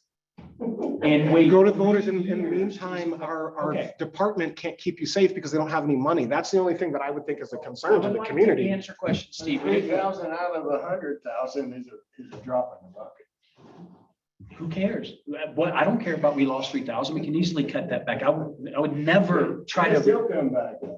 Um, It's up and down. With y'all's permission, I would like to answer to a few things that have been stated from the community. And your question is, I'd like to answer to the question, why don't we just remove ballot A? Could I answer that question? Yeah. Would y'all like to answer it first? Well, I don't know what you're gonna say, but I can have an answer for that. Okay, perfect. Why not just remove ballot A? In December, Steve asked the board for permission to seek legal advice on what it would take to remove ballot A, and this board gave him permission. This board has reviewed, we have analyzed, we have researched Not what it exactly would take. true. Go ahead, Sorry, Steve. that's not true. I asked for permission to seek a designated election official. And to, and No, you didn't. That's, no, if you're gonna interrupt him to say that's not true, I'm gonna interrupt you to be like, that is, I have recordings, Steve. At the You minute, put us on the spot and you sat like this and you said, so you're gonna give me permission to ask? You're gonna give me permission? I want the board to vote. And we said, go ahead and have ask. the Steve. minutes. I will read the minutes into Well, discussion. hold on a second. No, just. At No, hold on a one, second. Don't go right sir, away. you said, I argued. you have with stated I a argued false. you for half an hour. Got nowhere. There were people in this room who were there. They couldn't believe what was going on. Do you mind if I read the minutes that you approved, that you wrote? I'm not saying I'm didn't, going to read the but I minutes. didn't go and Read look the at minutes, Chris. legal opinions. Read the minutes. I'm Chris. going to read the I minutes. never wrote anything to Read the anybody minutes, for legal Chris. opinions on this. Steve is seeking board approval to go forward and consult with professionals, ballot issue A, discussion of a revote. Steve is seeking board approval to go forward and consult with professionals, legal, and DEO, designated election official. Board discussion ensued. Nippy and Chris both support this effort, but want more details, i.e. research, analysis. Cost and timing needs to be determined. This desire to piggyback this ballot initiative with the board member election in May 2023 in order to save money for the district. The chief found some deadline dates online and read them out loud, discussions of election costs. At 1:24, March 3rd was stated by the chief as a key ballot certification date. Discussion about costs of the election continued by board. 1:30, discussion by board to consult DEO about the cost of election and legal costs to review wording, discussion about what ballot issue actually allows and if the board could raise taxes. It was stated that Sheila Carlin's attorney consultation earlier in 2022 found that the board can raise taxes. 1:33, chief stated there are specific dates for designation of DEO at December or January board meeting. Chris Creech asked, what if there is no need for an election for new board members? This is an unknown at the time. Steve wants permission to begin discussions with Sue Blair and Mickey the paralegal. It was agreed that Steve would send the existing ballot A issue from November 2018 to the paralegal to review in order to get a cost estimate to rescind and also discuss with DEO for cost to add to May 2023 election. This board has reviewed, analyzed, and researched what it will take to put ballot A on the May 23rd election for a revote. That's not exactly true. I'm sorry, I I have have to reviewed- read that. I That have happened ahead of time. research, okay. That was in the minutes, but I That you never, approved. but That that you doesn't matter approved. what the minutes. It does happened. matter. Words matter, facts matter. December 8th Words was matter, before I facts asked anybody. matters. Zippy, point of order. Quiet. I called up the DEO. I never got permission from you to spend any money Do we need to read it again? Do we need to I read it didn't again? spend any money. It doesn't matter I whether you did or didn't not. look Did you ask legal for opinions permission? Like you're saying, I asked the DEO. There's a I fact. called up DOLA. I talked to Joe. Fair So enough. we don't have real legal research. Yes, we do. No, we don't. CEGR, is that a law firm? We have Glesney's opinion that she's never heard of anybody doing it. And Mickey Deb Mills knows, at excuse CEGR me, Chris, Law. Deb knows that nobody asked Glesney. Somehow the email Deb sent to Sue Blair got sent to Glesney, who answered Deb. Do you have a legal opinion or not? Okay, I think the minutes have made it clear that this board has spent time since December, individually or collectively, researching what it would take to revote ballot A. You're snowing us. It's not really true. I've read the minutes. You make It your might have own. been discussed. Where's this going? This is where it's going. Legal opinion or We not? have been It's asked a by the legal opinion. community, why not just Okay. go to vote? And I'd like to explain why. Okay, first Steve off, will let people. Just say. first off, if this is read into the minutes and calculated, then I promise I'll never say that it wasn't discussed. But let me go to so one legal opinion that we have received is from CEGR Law. This is the truncated version of the entire email. By the way, copies, would anybody please distribute these copies? I'm going to start down at the bottom and good evening, somewhere around the third sentence. You should be aware that the cost of that election could be potentially high. The potential ballot issue you described is unusual. We are skilled at running public elections, but we don't have a model for what you are proposing. What we're proposing is to rescind or put back to vote ballot A. That's what we've asked them to review. We have never heard of a special district trying to undo previous voter approval of a ballot issue that the district has the option to effectuate. While the board has the ultimate discretion to raise the issue to the voters, we cannot either guarantee the ease with which the task of preparing this ballot issue will be from our firm, or the cost to run the election if there is significant negative campaigning against it, or a very large voter turnout that necessitates substantial time involvement by paralegals and attorneys. So it is not just put it on election and let us make a vote. We have been advised legally that the cost, first off, we've been advised legally, we don't even know if we can do it. Two, we have been told that the cost will be high because of the fact that this is a very unusual issue. So we are being asked today to try to put on a May 23rd election on something that is going to cost, according to the attorney that we asked information of, money. Did we ask them to? Did we ask them? It's in the email somewhere in the thread. You can ask them, hey, whether we ask them or not, we have legal advice that it is not just put it on the ballot. Now, I'm going to go just slightly detour and just so that you guys are aware, in the last 10 years, the board of directors of this district have spent $68,000 in elections. Last year, $15,336. The year that ballot A was selected, the board spent $17,068. So in legal fees in the last 10 years, this board has spent $13,000. If you combine election and legal in the last 10 years, this board has spent $90,000 in elections. That is $90,000 that isn't funding a pension plan, isn't buying the firefighters necessary equipment, isn't helping to protect the community. Now, my point is trying to resolve ballot A with a high cost ticket item when I have stated my opinions for why ballot A is, it doesn't matter if it's on the books or not. So if it doesn't matter, get rid of it. At what cost? When do we stop spending that kind of money? Right now.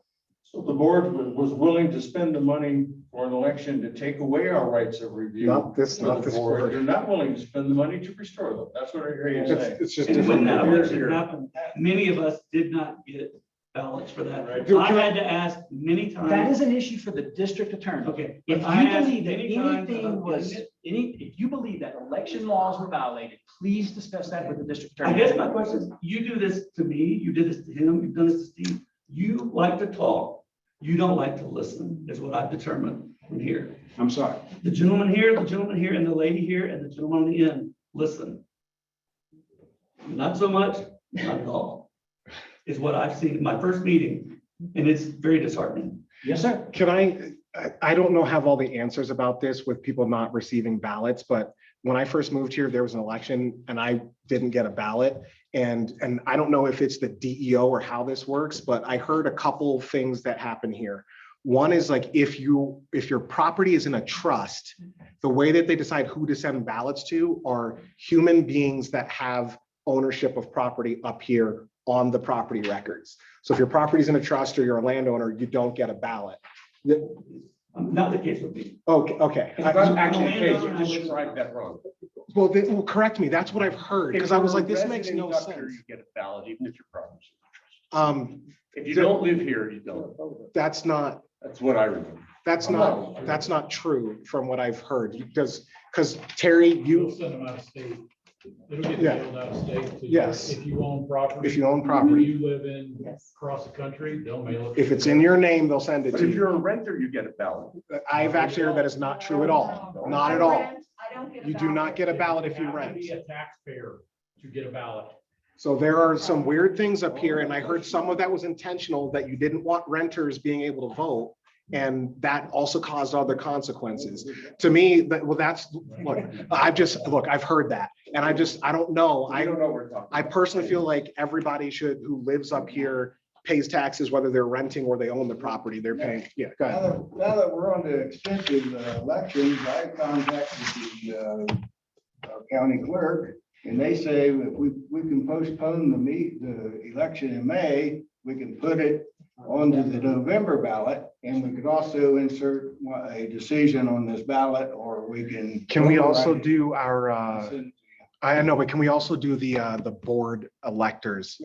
I thought by law, we have to do that in We have to do the May election has to occur by law. We have open board seats that have expired. It might be a law, but we can still postpone it and put it down there. There's no, it might be a law, but there's no penalty for it. So we can move it. We can't just disregard the law because there's no penalty. Well, the penalty typically is they don't give you your tax money. Thank you. That's a pretty big penalty. So, I mean, that's not a big deal, I guess. Could we? That's not what Dola said. Joel McConnell had a completely different take on that. I asked him straight up. Joe McConnell, and I'm not advocating this, I'm just telling you what Joe said. Joe said, if you don't have an election 2 times in a row, the county commissioners will appoint the board. He said, that's about the only. Statute states We're that in having an May election. 2023, we have to have an election. I'm not advocating. Terry, you had a comment? Just a little one. I just remember when we went through this ballot day, and I know there's a lot of kind of finger pointing, and you did this to us and tax dollars, et cetera. I remember many districts having to put in this type of ballot aid. The Gallagher Act and what was going on at the time was going to be detrimental to every fire protection district in the state. But Sam, do you recall? From the Fire Chiefs Association, We right? actually copied and we reached out to other districts. We were not unique to this ballot aid. Many districts in the state of Colorado had to protect their fire protection district and the taxpayers giving them service. And they put this type of a ballot aid in place for their special districts. So this is not unique to just Golden Gate. Many had to do it. Thank God Gallagher went away. And so I just wanted to bring that perspective. A lot of districts were very worried, and I believe that the intent of the board that did this was good. The Fire Chiefs Association pushed this in the Front Yes, Range they did. to all the different Yeah, districts. It was our Yeah. organization pushing this. Absolutely, and many districts had the same type of system ballot. Is there any more public comment? Yeah. Okay. I know 1 or 2 people in this room. I've lived in the canyon for 34 years. More than some, less than others. Like my friend, I'm former military. Spent 30 years with the airlines. Chris, don't know you other than you've introduced yourself. The most salient point is ballot A has a problem. Okay? I don't know who wrote what ballot A. I don't know how it passed. I don't have the fingers to tell you the number of ballots that I've never gotten. Okay? 34 years ago, this board, this fire department was run by a dictator. He did what he wanted to do. He didn't care about the law. He didn't care about the residents. He walked in and said, you're going to give me a 2,000-gallon cistern. I get to use it whenever I want. You're going to redo your driveway. I don't know much about the board today. All I'm really saying is, until you unscrew ballot A, you have a Murphy. And you have a trust problem.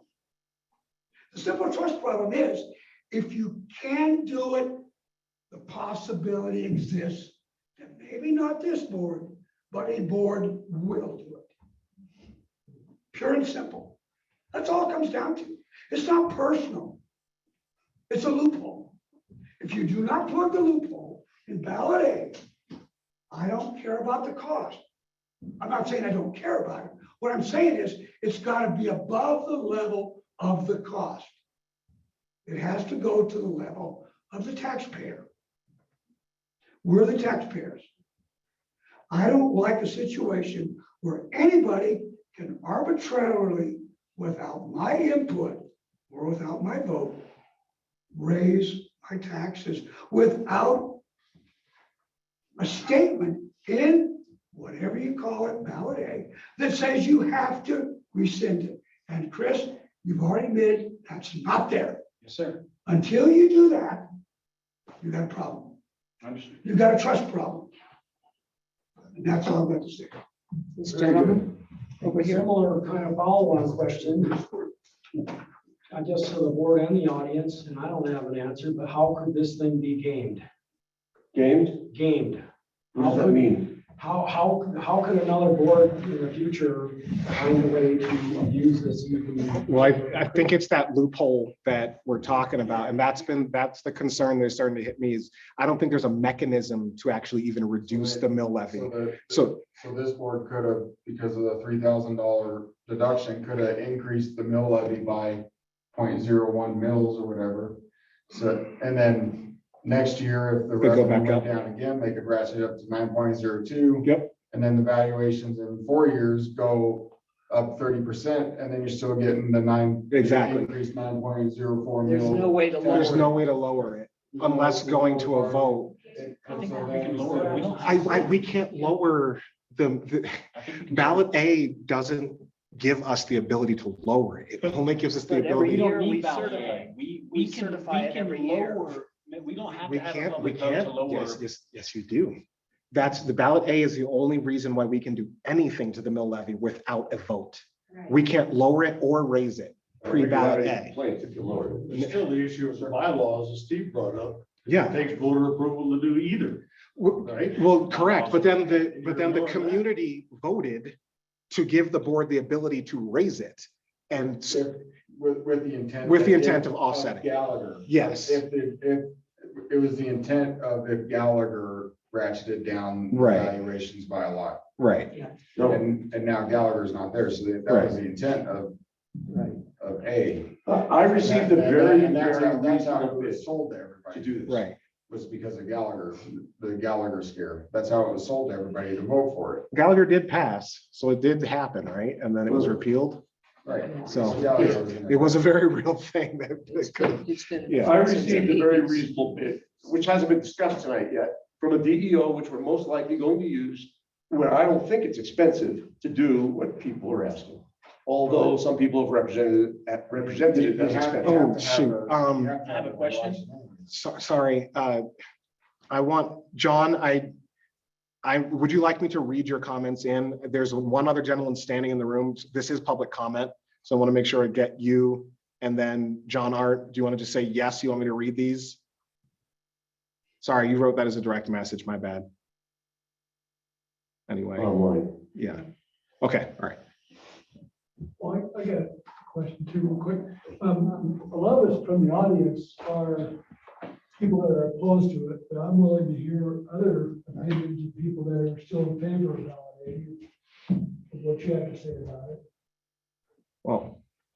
Well, I would just Other make a people in the comment. gallery here. Well, I'll just make a comment. The saddest thing for me sitting here and watching this joke is that we have so many other problems in Thank this you. district to talk about. And we've spent how long every board meeting talking about this when we could be talking about the fire chief we need to hire. We could be talking about recruiting. We could be talking about our fire stations. We could be talking about equipment. And everybody here wants to just sit and complain about one thing that they're stuck on. You shouldn't have That given it, is Sam. what's sad. That is really sad. Yeah, well, it's pretty sad to call it a joke. Well, it's just sad. So you have no. Hold on, let's order, You let's, have no other quote care to this district to then just complain I all was the looking for time, comments from people that had all the some. time. I'm in favor of it. I'm in favor. I'm in favor of permanently raising the mill levy. That's what I think we ought to Well, I do, understand. because that's what this district needs. This district needs new trucks. This district needs work on the stations. No, This no. district needs a lot of things, and we can't do it without money. So what I'm in favor of is let's scrap ballot A and let's raise the mill levy permanently. Okay. Sam, you That's put why- ballot A in Hey, hold on, place. hold on. He had a So- comment. So you were president when it passed, and your wife was part of that action committee that sent a postcard out. Yeah, I was totally in favor of it. Your wife did the politicking for it. He's not denying I any know of that, but it was obscured, obfuscated. Question, sir? You had a comment? Okay, okay. I'm gonna go ahead and read comments from John on the line. These are asynchronous, so I apologize. And John, I'm only gonna read the stuff you sent to the entire team and not just what you sent directly to me, if that's okay. You can send me a message if you want me to read the other stuff too. Okay. This is John Arndt, firefighter for Timberline, and district member, community member up here as well. The district members approved revenue stabilization to keep tax revenue consistent. The percentage is minuscule and benefits all in the district. The board can choose to raise the mill levy the small amount to offset the RAR changes based on the district members voting for it. Please recall that the last time Steve Green was on the board increased the mill levy by 40% illegally. No vote taken by the district members. Many have no knowledge of this fact. It cost the district a significant amount to rectify the situation. This board was elected with an alleged mandate by the district members. Why are so many district members not trusting the board to conduct business appropriately to maintain emergency service for all the district? Offset, noun, an agent, element, or thing that balances, counteracts, or compensates for something else. One thing set off or developed from something else. The start or initial stage, the outset. An election would cost much more than what would have been received if the board had stabilized revenue as changes have occurred. $90,000 would purchase a very nice Type 3 used engine. Board members openly condoning breaking of a law in an open board meeting is grounds for recall or simple termination. Read that again. Is that me? I can't explain what he means. I can only Did you read. say a law? I'm only reading the words. I got Read the words again. board members openly condoning breaking of a law in an open board meeting, grounds for recall or simple termination. All right. So any other public comment? All right. I am going to ask that. I have the last thing, and I've tried to be pretty quiet. This ballot A thing assumes that the constituents, that the voters are going to turn down coughing up extra bucks, okay, for a well-presented need like Sam was doing. And I don't necessarily agree with that. If they could ask me for my vote and tell me what they want money for and how we're going to use it, I'm inclined to vote for money for my old fire department. The assumption of bypassing my vote with this ballot A is that I won't vote the way they want, so they've pulled me out of the way and said, kind of, we're protecting you from yourself. We're going to go ahead and do this, where I might even be on their side, but they're not even asking me. I really feel that I'm inclined to vote for increases, but I'd like to be asked. Yeah, this doesn't give you increases. This just offsets. You understand that? That's not If the necessarily true. board That's your does not opinion. have total control to just run amok and raise your taxes, this does not do that. But it doesn't like give us a remedy to lower them if the other two things go back up. All we can do is raise the mill Right. levy in order to offset, and then we can't lower it. And So what do you? well, think? What's your- there was another, any comment? Because I would like to ask that we jumble the agenda around. I'd like to. Let's have one very small thing is that Go ahead. many years ago, there was a vote for mill levy, and just I want everybody to know that I'm not against mill levies because I voted for that mill levy. Right. Yeah. But that was the point. We were given the courtesy of giving permission. Yeah. And in this case, I- the voters decide that we don't want to give permission anymore. We just want to allow the board to do it. So that's kind of, I don't know if I explained that very well. but- No, yeah, I agree with you. That's the kind of thing that I'm just trying to get to, is like, I feel like the community voted for a certain mill levy, and then whether by one vote or not, they have voted to say, hey, board, you're allowed to keep it at this level. In that case, the mill levy did not pass. Oh, it did not It pass. did not pass. So Okay. several years ago. And Well, I was disappointed that, because I thought we needed it, just like Mr. Patton said, we need it for fire trucks and equipment. But, I don't like the idea of the voters approved by 2 votes to give up that right to vote in the mill levy. I get that, and that's why I want to keep on asking, like, I wasn't here, so like, I don't really have a dog in this fight. I just have a democracy question. Whether it passed by 1 vote or 100 votes, it passed. It was a flawed election. Is that just? But it passed based on a scare tactic. The scare tactic. Well, that's how we do every election, Well, right? that's not gone. Yeah. I have a So. comment on that. It was passed based on basically fear tactics of the Gallagher amendment. Mhm. Yeah, and And that's. that was the basis, but now the Gallagher amendment is gone and now it's still want to be used to start futzing with all sorts of other issues. For Even what though- it wasn't initially intended. Even the So, literature that was sent out prior, and I don't have it all, doesn't discuss at all what we're discussing. It's completely based on, we're gonna go broke. And this is it. This is from 2018, this postcard. Anybody want to look at it? They're welcome to.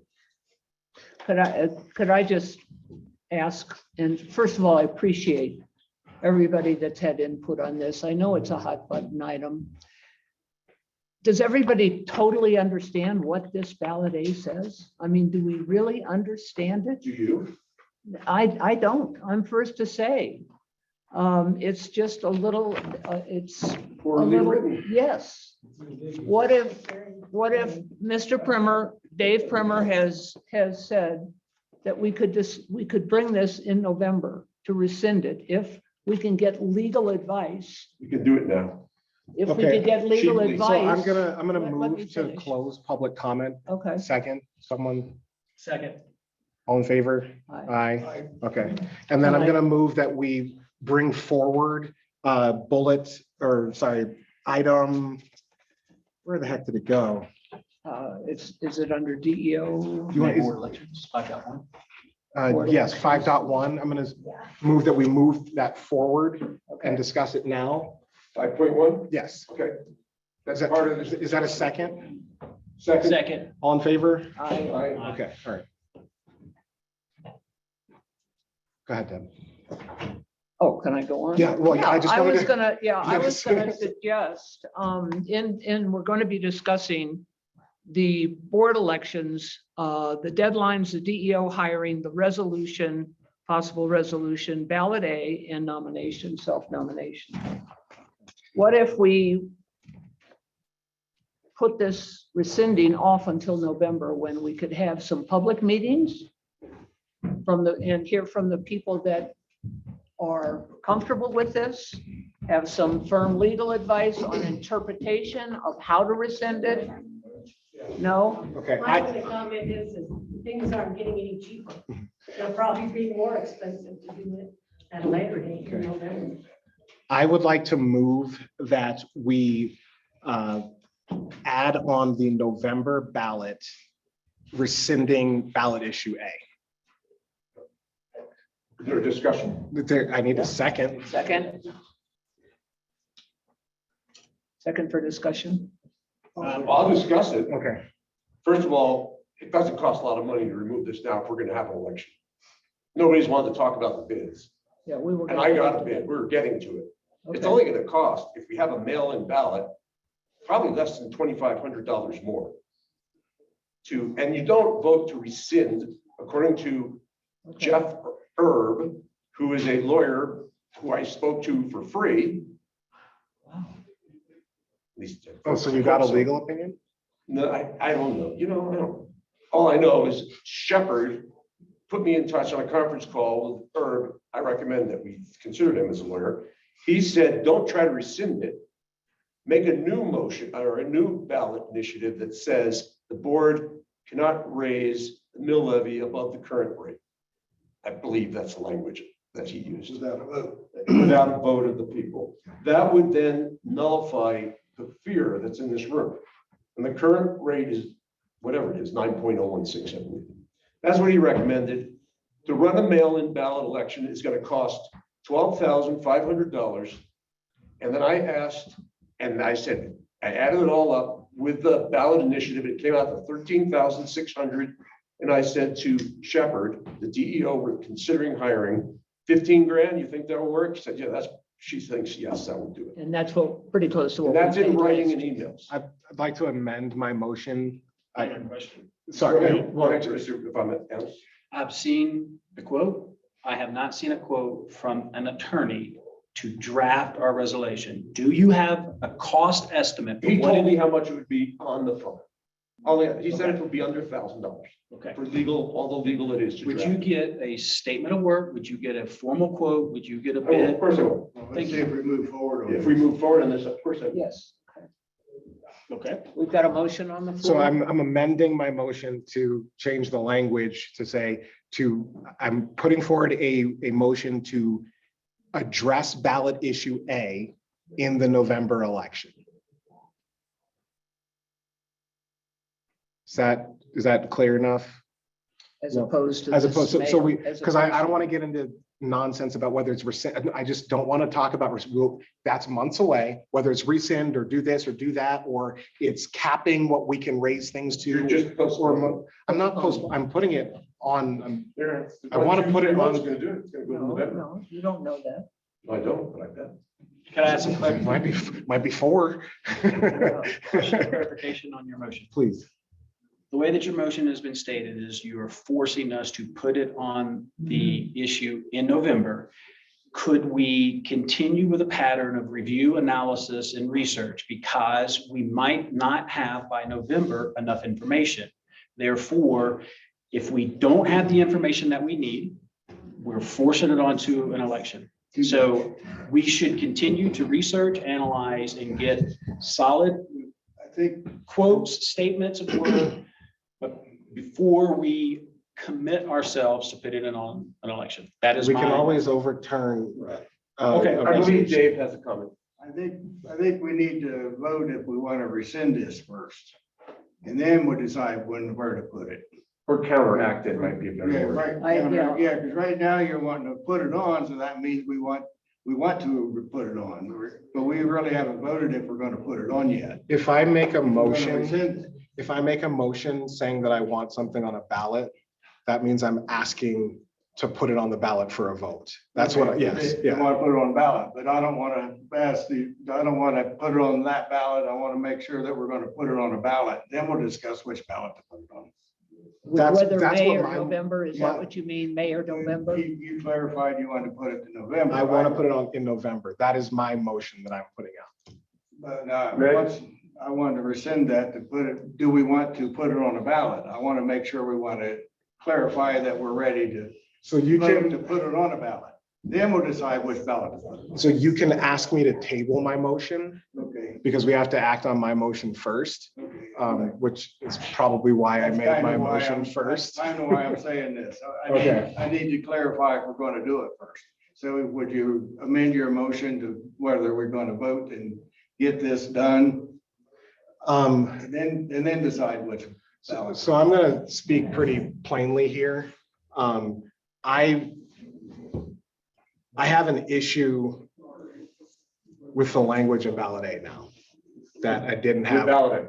that I didn't Yes, have the before this language. meeting, the language that I find to be pretty problematic. And it is that there's no recourse for reducing the mill levy to keep things where voters put them. So what I'm asking for right now is I want us to put this back to a vote of the people, and we will decide in November. I do not want to do it in May because we have to figure this out now if we're going to do it this soon. And that's why this is my motion, and I want to have these combined. I'm doing that intentionally. What's So combined? both that we're going to put it on the ballot, and the ballot that we're going to put it on is the one in November. I want those linked. Is that to remove? That is to ensure that it gets on the ballot and also to ensure that we move with all due speed to figure out exactly what the language of that ballot measure is. Right, I can imagine that you'll have a ballot measure that will give it back to the people. We'll keep it, but we'll have a way to reduce it. That's what I hear you saying, Niffy. It will still be there. It can still be raised, but you'll have a way to reduce it. You won't give the rights back to the people. That's what I hear you saying. Yeah, we need to amend that so it's a little more understandable, especially to me. Okay, well, the basic thing that I think is appropriate is that voters vote for a mill levy to fund their district, right?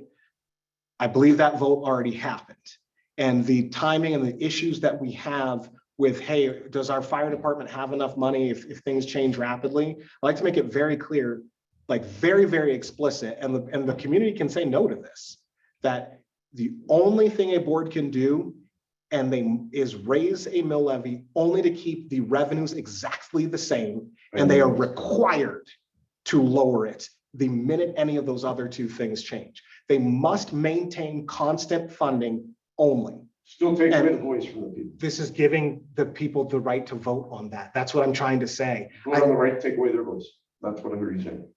Just like validating. You're just restating validating in some new form. I feel like it's delegating the authority to the people to decide, do you want this or not? And if you don't want to do it at all, then we just say no and we get rid of ballot A altogether. I don't see that option. Then put the option on there too, Steve. I want to put this on the ballot. I don't believe that we've decided the words. We can commit to addressing ballot A with the electors in November, and we don't know the language that we're going to submit. I don't think you're solved it. It's a trust issue. It won't go away. Trust. What do you mean it won't go away? I am, I feel like that's a personal problem.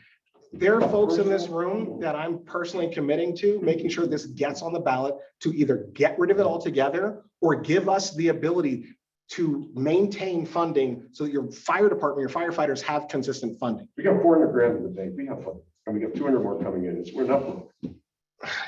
How much is enough? We've got the motion on the board. Let's kind of clean it up a little bit to make it a little more understandable. So, and not dragging out, make it short and sweet. One more thing, Dave. I talked to Cynthia Razor today. You talked to Cynthia too. Yeah. I asked Cynthia what the price was in November. She said, I can't guarantee the price. I have no idea what it would be. Who's Cynthia? Right. She's a clerk, county, she's the election person at the county clerk and commissioner, county clerk and recorder's office, who Dave talked to, who indicated it might be cheaper to go do it in November. Yeah. But she doesn't know how cheap it is. Right, okay, well, we'll take that chance. In the past, they put it with other departments or special districts, it was $80 per vote. Holy cow.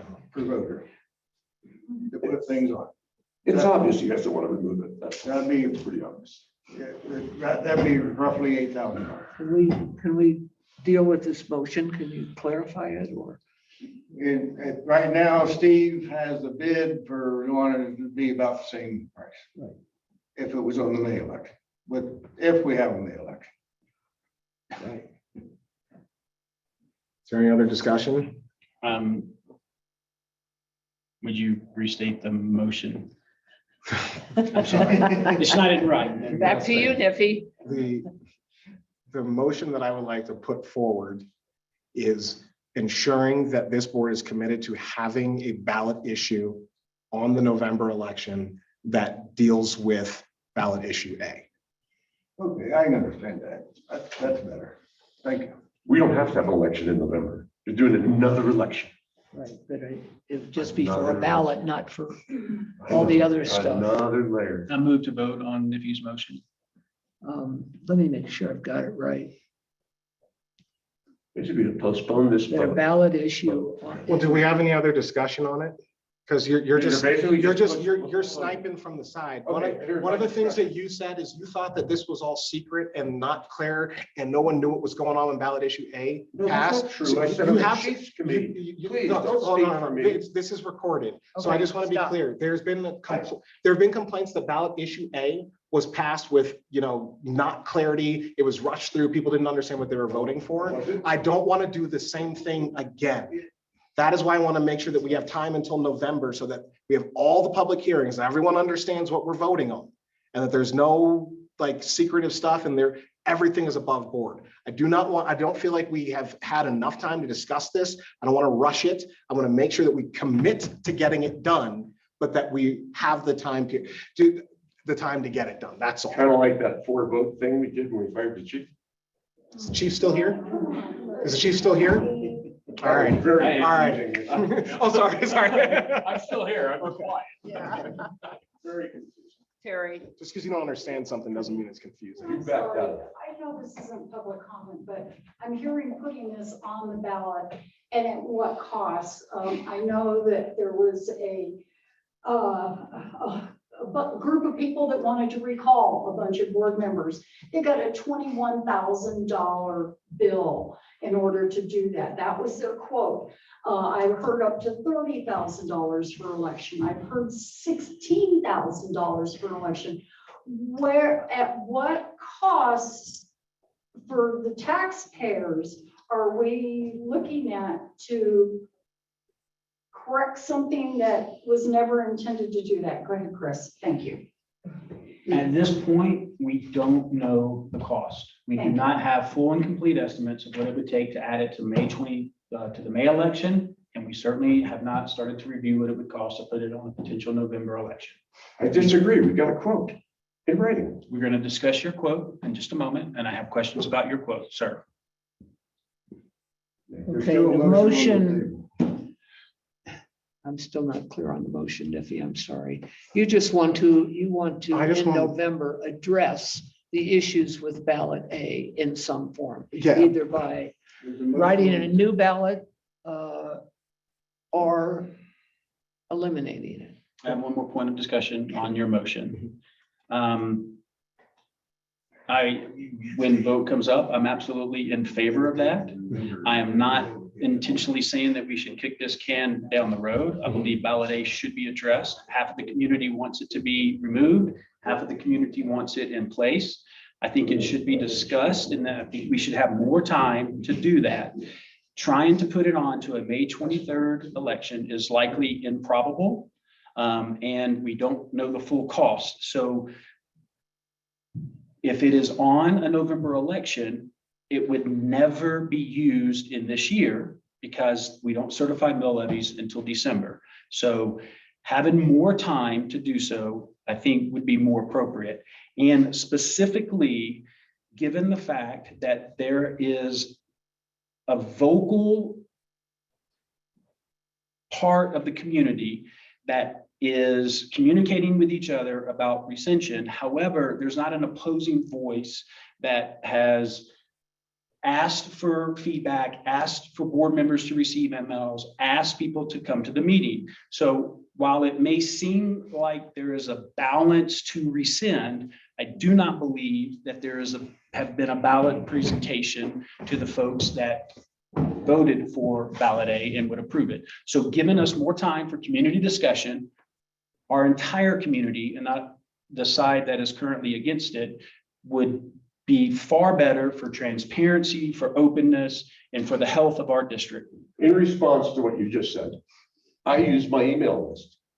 Some of them are obsolete. Probably 200 different people got emails. I have no idea where they stand. I don't know if they're for it or against it. You know what I wrote because you probably got it. I can get They're it. here.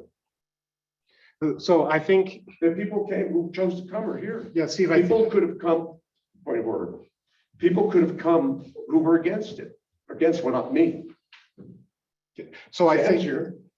okay, so Jerry's here. I can't tell when you're done talking because Of course you're not. you just keep on Calm going. down, calm down. You have the same issue, Niffy. You don't hear me saying it. Just keep Go ahead, Niffy, you can, Niffy. Yeah, I just think what Chris is trying to say No is personal attacks. when we had like this issue with the previous chief, lots of people showed up for some meetings that were all about getting rid of the chief. And the very last meeting, a whole bunch of people showed up that wanted to keep the chief. So I think it's fair to this board not to just say, who are the people that are showing up now today that are the loudest and immediately act on that. That's all it is. And the people who showed up, I know that the last day, all you ever heard were people in support of retaining the chief.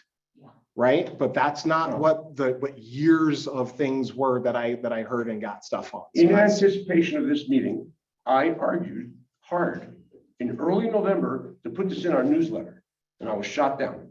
Ballot issue a discussion. Mhm. You were correct. You did that. And I think, and we shot it down because we had a lot of other things to do. We just want to be sure we don't make the same mistakes that you say happened with ballot A. I'm sorry, you've been making. How could we be possible? Anyway. Mr. Primer? We adjourn this meeting. That's my bedtime. Oh, Lord. I Do you have any other comment? Have you called the question? call them, yeah. So I vote to end discussion, or all in favor? Second. Okay. All in, And calling the motion. As I understand it, it's going to put over dealing with ballot A until November. So we have time to really get everybody's input and word it properly, et cetera.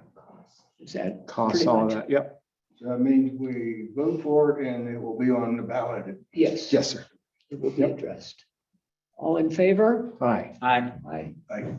There are 4 ayes. And I'm in favor of putting it in May. Okay. So that's not an May. option. I just want it to be known. Are you against the motion? Yes. Okay. Because he wants it in May. Okay. All right. Motion carries. Thank you, guys, for your input. Thank you for listening. We'll get it right. Hey, there's a whole rest of the meeting. Go, where are you guys going? Yeah, right. We got more to do, folks. For the sake of the agenda, I would like to withdraw a requested motion item, and that Okay. was a resolution Hold to be on, discussed. people. Chris? Given the motion that has passed, I would like to withdraw my agenda ad to read into and vote on a resolution. Okay, Okay. that was over here. That's 5.8.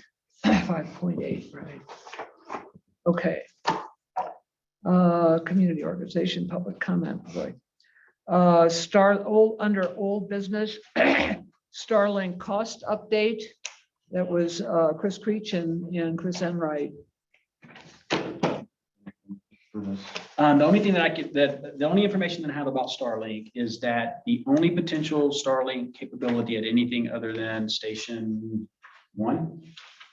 3. Here has Starlink. This is state, no, it's We have just station 3. has Station Starlink. 3 has Starlink. The other stations are not, they would have to go on a waiting list in order to receive Starlink dishes. However, if we decided that we wanted to do what is called Starlink for RVs. best, it's basically RV or it's best option. The potential is that there would be degraded services and high periods of demand. So we could potentially get Starlink sooner at all 3 stations, but with the potential of degraded services until that particular station were granted full coverage.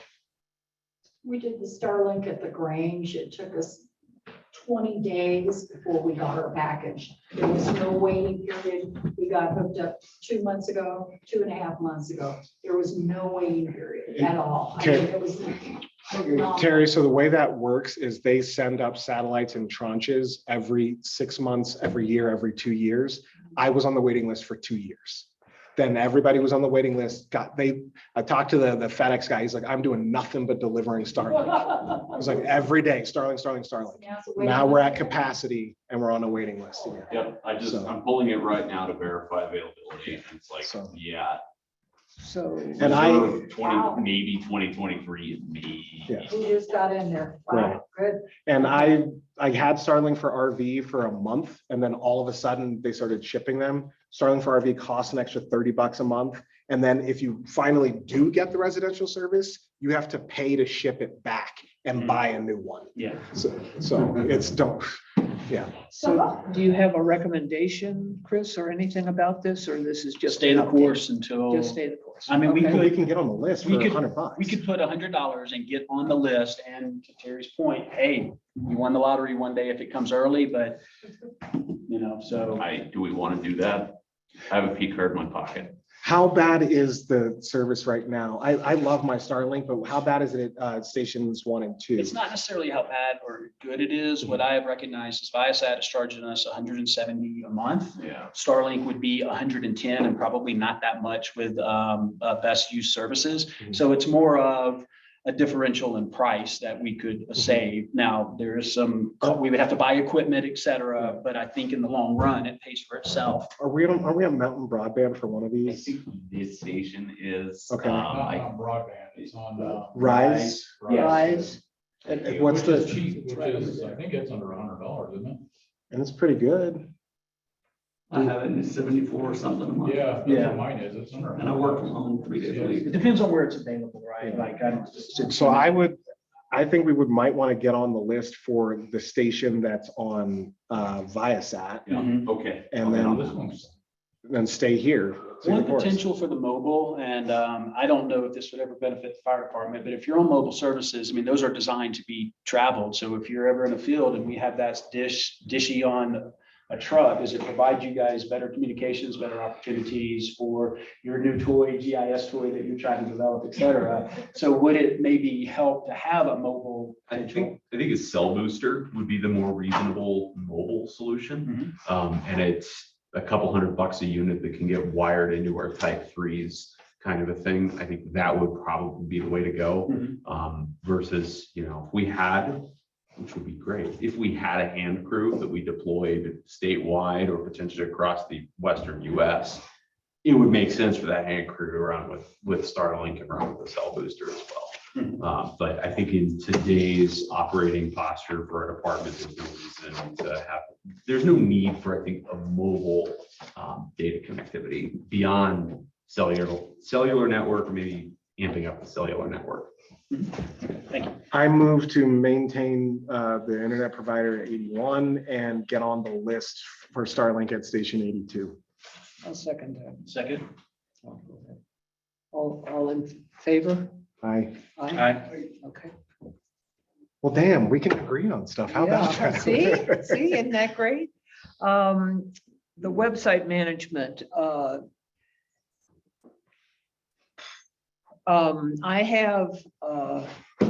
I sent Niffy Julie's total report. It's 14 pages of the what happened, when it happened, why it happened.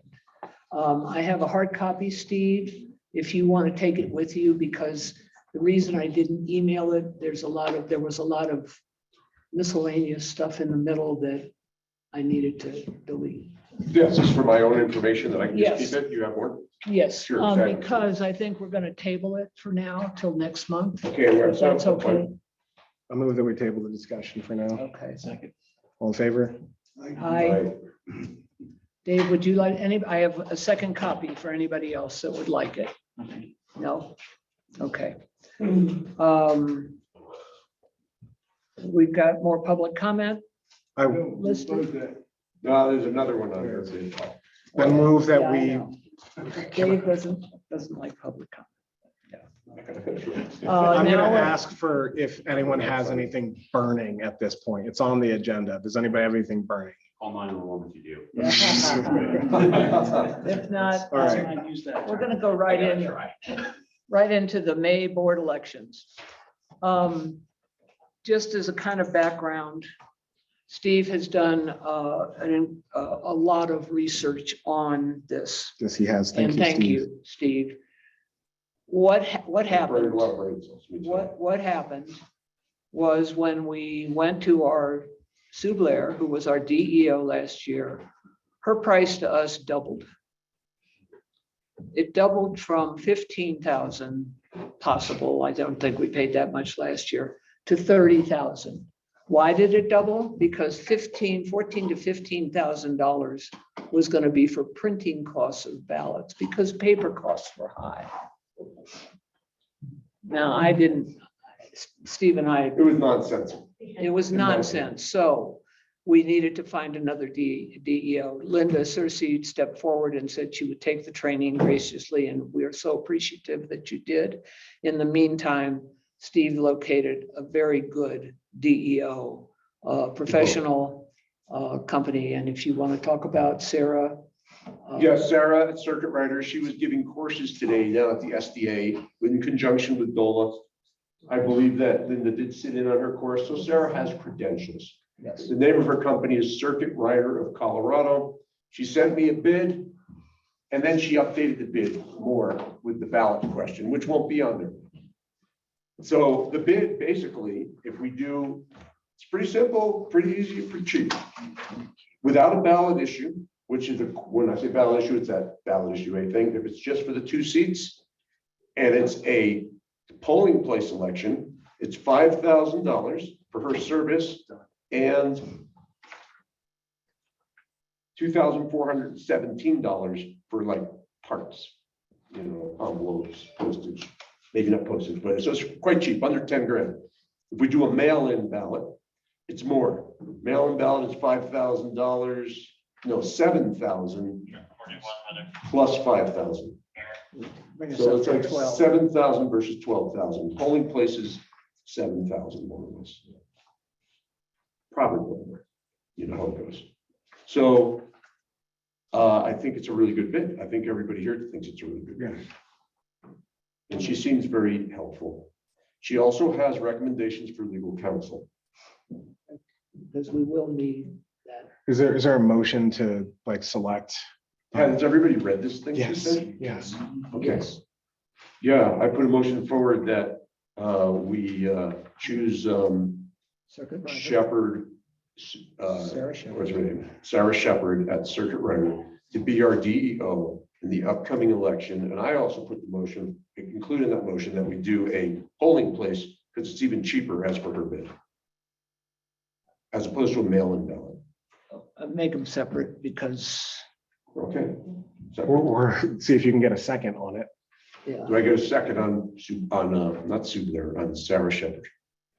with the add-on of just a ballot, a polling place, or you want to just? I say we use Sarah Shepherd to do a polling place as per her bid that's in my hand, that I'm pretty sure I forwarded to. Yes, you did. Yes. Okay, so you all saw it, Yes. and that's my motion. Did I not phrase it right? And if No, you did it right. You can trim it up. I'm just trying to see if there's a second for your motion. Okay. Okay. Discussion, yeah, the problem I have is the polling place. I want to mail Do in. you want to just You want vote? to mail in? Well, the question that I have is Oh, I same see. thing that Deb has, or We can separate it. Deb. Okay, but there are going to be 3 votes against a polling place election. Yeah, that's what it looks like. So that's, So you're choosing to spend about 5,000 more for some yes. reason. You said you wanted to save money, so we, Yeah, I don't I'll understand just that. go with the. It's a matter of what people are used to and what works. Why complicate something that? $5,000 more. as a So- point of conversation to this, the 2018 election has been riddled with problems. A polling place election could limit individual access. On the date of election, our required date in May 3rd is a very weather potential problem. So given an option of a mail-in ballot it's a wise spend of the money. $5,000 more.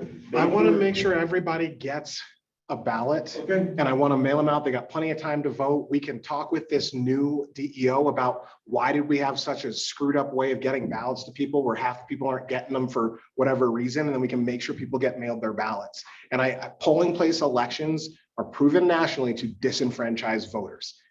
Colorado has really high voter turnout because we have mail-in ballots.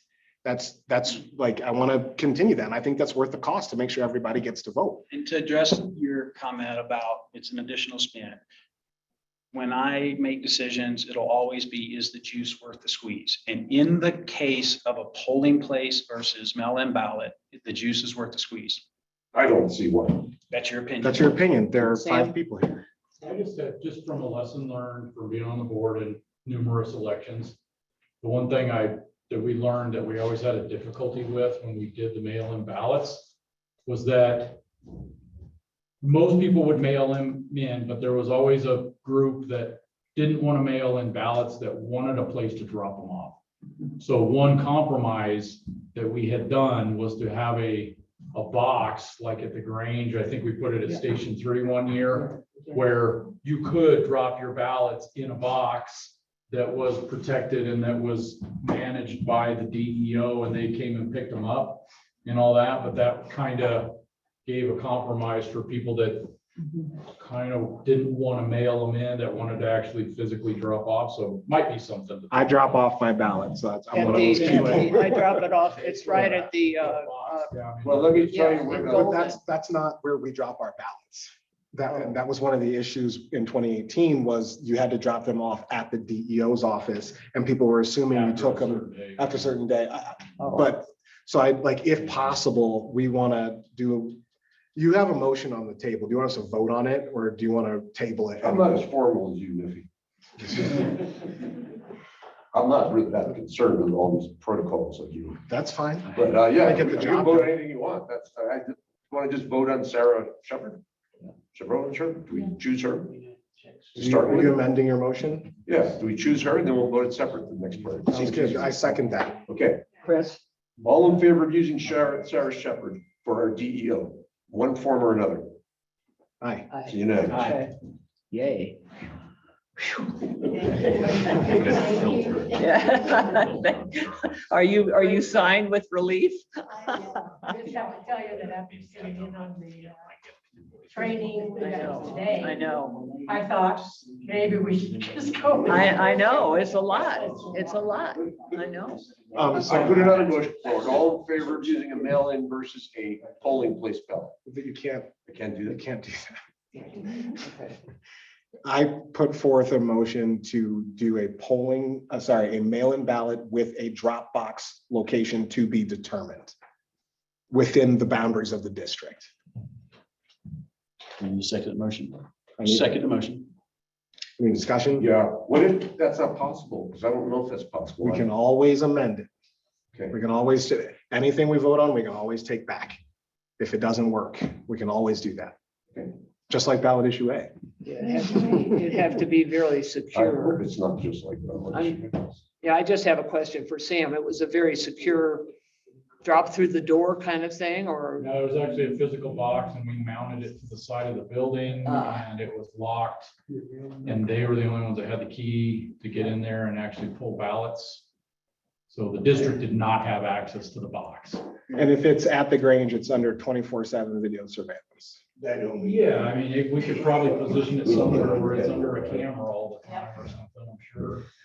But it was just, you know, it was a compromise back then, so How often do they pick those up? well, they only put it out for, I think, the last 2 weeks. 2 full weeks. huh? And then they, so it wasn't out for the entire, like, because ballots come out, what, 30 days prior to election usually, so. It may be something to talk, it's up to you. See if I'm she, just if throwing that's that out. okay. Well, okay, so I'll just say, I moved to do I'm sorry, table my motion, amend my motion to a mail-in balloting process instead of a polling place with additional options to be discussed at a later date. Okay. Is there a second? Okay with A that? second amendment. Any more discussion? All in favor? Aye. I oppose.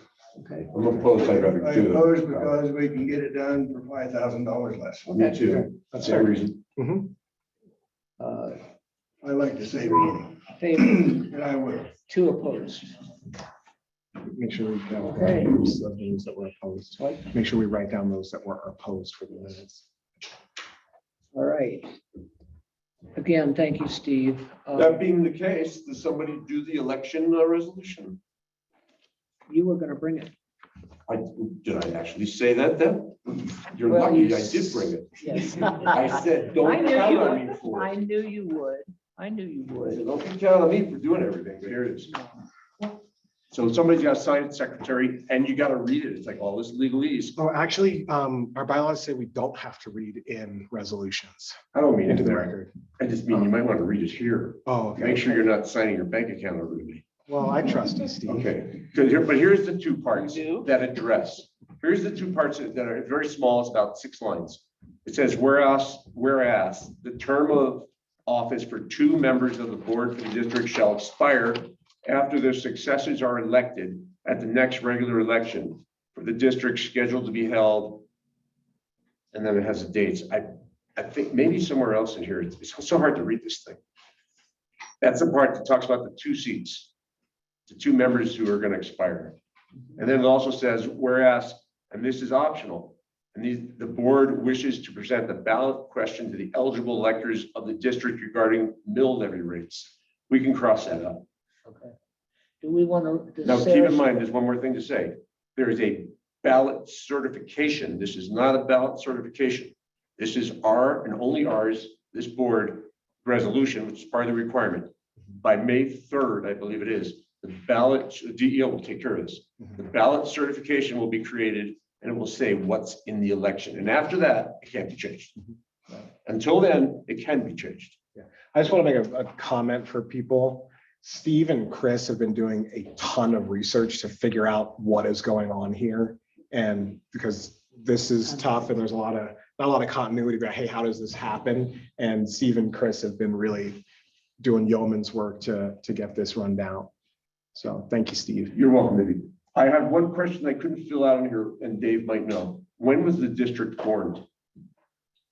88. Okay, dated. I'll just put 1980. Do you know a month by any chance? No. Okay, 1988.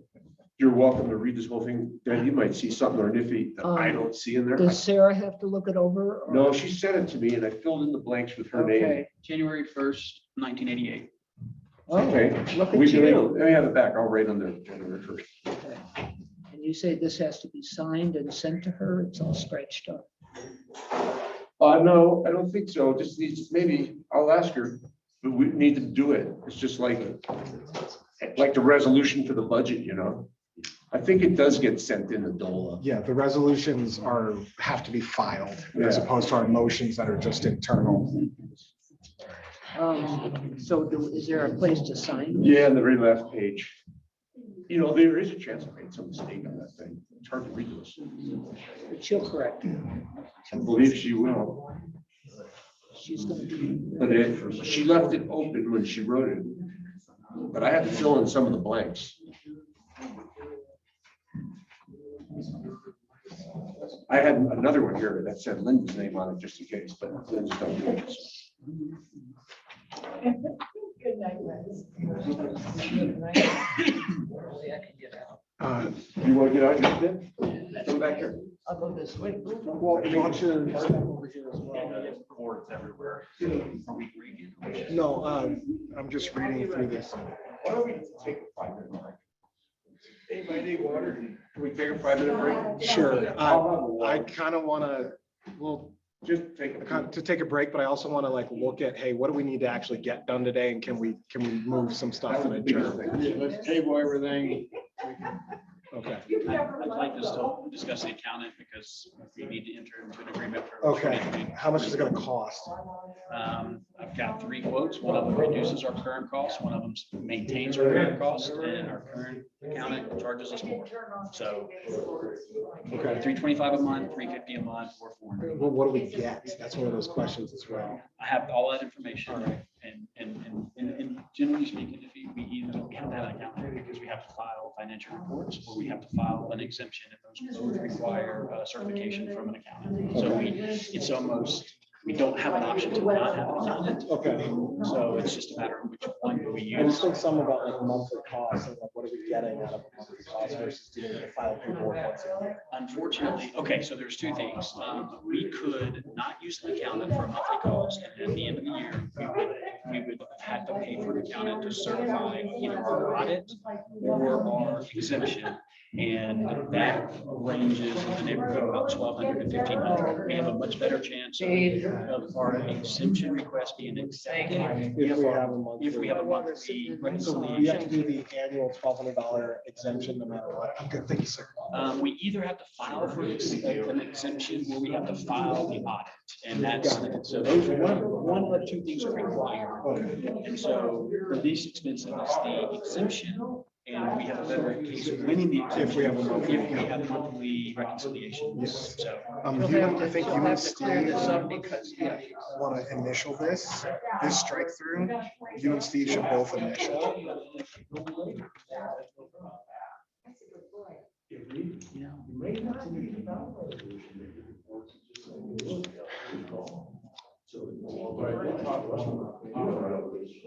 Because he broke down. I mean, there's no penalty for actually disregarding. All right, come on back. Okay. Steve, I need my This, hammer. hey, this says polling place and You gotta drop go to off the bathroom? location. You can start. Hey, Steve, this is polling place and drop off location. I know, but it can be amended. Cross it out. Cross out the part that's not it. Disregarding the national environmental policy. I can do whatever the hell I want. I think it's separated, right? Easy, piece of cake, piece of cake. Yeah, reason to preserve historic things. You know what? I don't need it. Is it on? I'll just hold it. Oh. That's probably like, one of the trucks. Wouldn't be the first. If we're back in, I'd like to withdraw another ad that I had, and that is a discussion of Okay. bylaws. I'd like to withdraw that from discussion. Because they do, That was 5.7, I think. I mean, this had like If he's got it. a drop off location at Circuit Rider. And, Don't let Terry interrupt. See, I couldn't fill that out ahead of time. I didn't know how you guys were gonna vote Yeah, I know. to have a, so I couldn't really fill it. So we still need to sign it? We do, we need to make a, but we at least have a resolution. Right, that we're gonna have an We're election. gonna have an election. Right, and we passed that resolution. Yes. Yes. Okay. That was 19th day. We have another thing we have to do about that too. We have to put a call for nominations up on the website. I believe it's been up there, right? No? No, A call for nominations, here it is. So we need to talk about it. You could, January 27th, I believe, is our formal filing date for the call for nominations. okay, you gotta sign this too, Steve. It's got a place for you and then you're done.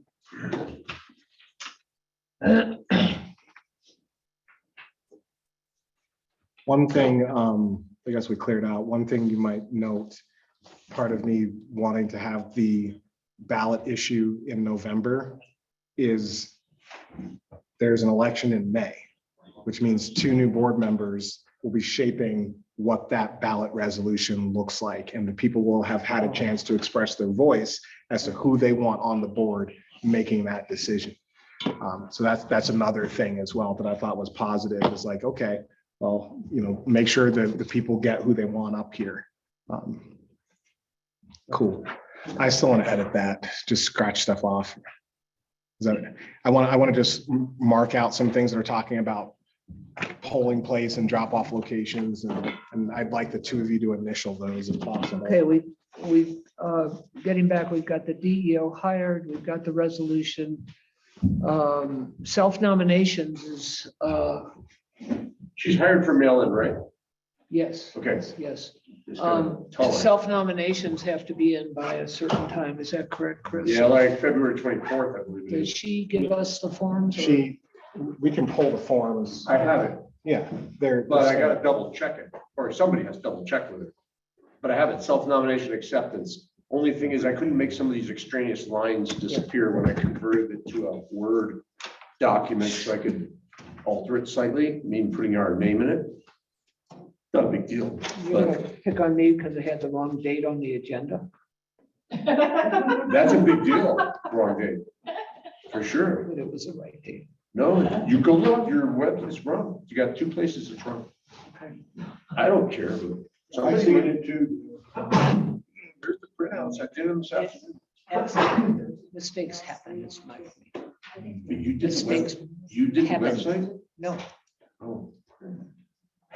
So what are you taking a fall for, Niffy? For no, I Niffy? thought you were talking about the agenda. Okay. Just be careful, be attention to detail. Yes, And it's Yes, hard sir. to find those things. attention to detail.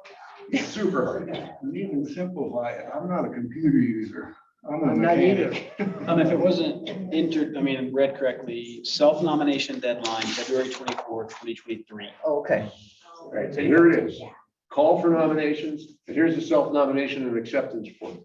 Do we put that up on the website for people I to? believe the DEO sends them out. Okay, But you could put it on the website. We and have it absolutely printed off. Goes on the website? Yeah. Okay. Nippy. But they go to the DEO, whoever builds. They go to the deal. Then they go to, it probably has an email. This needs to go on the website. Look it over. There's no signatures. It's call for nominations. It's got her address on there. Oh, okay, good. It's got our name on there. And I think it says. It doesn't have where, oh, yes, Sarah Shepherd. Okay, this is what needs to go on the website. I believe so, and I have it in digital form too. Do you want to hand her off to me while you're gone? Absolutely. Okay. She will as soon as, we have to send her some money. Yeah. Do we need I think she gets some money up front. I can't remember what it is. she needs to send an invoice to, And then there's a contract on here we probably forgot. We probably need to sign this. Let me know if you guys want to initial this. So And I haven't. I just need a digital copy of this, and I'm sure that Sarah can send us an updated version. Remind me if I forget and I'll just get it right to you. Okay, thank you. You already sent one, I believe. Didn't she send this out? Probably, but it didn't have Golden Gate written in there. Okay, Didn't have things put in, and I just did it before the meeting tonight. okay. I thought because you had asked me for how to convert PDF to Word, like a couple. And I was doing that Okay. for this, Yeah. or for some other ones. She sent me Word docs. Prior to that, I was using the ones that Sam supplied me with, but they were PDFs and I couldn't alter them. So I converted them with your suggestion of how. does Chris need to initial this too, or just me? Who signed it? I signed it. Well, then just, Me and Steve well, signed it. then Steve should initial the crossouts too. Okay. Okay, there you go. What are we gonna do with the contract for circuit rider? It's on here. You, I you haven't two read it, can Michael. sign it. Okay, Sign it. I mean, I trust her, but I really don't know. Yeah, There's make sure a it lot of stuff doesn't, to make read. sure, yeah. I mean, at a certain point, we gotta, It's pretty standardized. Just make sure that we have the correct things for the We have a correct history amount. with using. Mail in. no, absolutely Oh, none. this is new. This is But new. she works with the SDA. Today, she gave the course. It was a whole day long course. She was one of the presenters along with Joe McCollum. Sign She's legit. She's Yeah. gotta have them. it. Sign it. Yeah. I'll sign it. Well, he can't, you're an authorized signature. Oh, I don't have enough person. Well, I can sign. I'm the secretary. It calls for secretary to sign it and the president. Okay, yeah, that's what I thought. Okay, my bad. Sorry, Chris. It's okay. And the invoice will come to you. No, well, it's gonna be sent to the district's address. Okay. Okay. Are you getting stuff that I'm getting that I forward to you? And Yeah, I get all emails sent to treasurer. Okay, I was worried about that. Yeah. Thank you. All for right. checking this. Propane, next on the agenda is propane vendors tank ownership. Did we ever figure out? I believe- Someone said we own all 3 tanks. Yeah, Chris? mixed. Yeah, I think there are. Yeah, they should be. Feral Gas thinks they're theirs, at least one of them. Which one? I don't know, because we negotiated with them this summer. We got a bill for it. For $150 for like a year. Tank And I rental. negotiated it down to 50. I just took their word for it that we didn't own it. How do I know? How do we I mean, figure that Station out? 3, that one came with the Yeah. station. This 3. one, I think we've changed propane companies So we own several it. times. So we own Yeah. this one. Independent was filling the one that Farrell claimed they owned. One here we own, we bought it many years ago. Yeah, I think they're all. You think we own them all so we can go wherever we want? Make sure we tell Farrell that, and one of the things that they can, Changed. yeah. I mean, while I was on the board, we changed propane company probably annually. Yeah. well, they can Who gave us the claim, best price? they can claim that you didn't own it. And that they owned it and you were doing that illegally or something. And if it goes to court, the last thing we did was apparently pay them $50 acknowledging that they owned it. Yeah. So that's, They won't go to court for that. I don't think so, but like they have recourse that says if you're admitting that we own the tank, you need to buy it for $4,000 or you need to pay us $10,000 to dig it up and move it. So hopefully it doesn't go there, but We haven't used them since 2020, so I don't think that they're, he paid him $50 well, he paid them $50 because of the tank fee. for tank rental. If it comes back up at the end of the next year for an annual rental, then we'll. I think we We'll paid it address it around then. the end of September. Okay. So if it comes up You know, again, just we filed. will So do it's gotta be more kept due somewhere. diligence. We and- may need a copy of it to Oh, send. does Sarah Shepherd do something with it? Maybe I need to Yeah, I send think it. I'll so. keep it for now. Yeah, okay. Maybe I need to send it to Sarah. And here's a self-nomination acceptance form. Again, these things are written very legalese.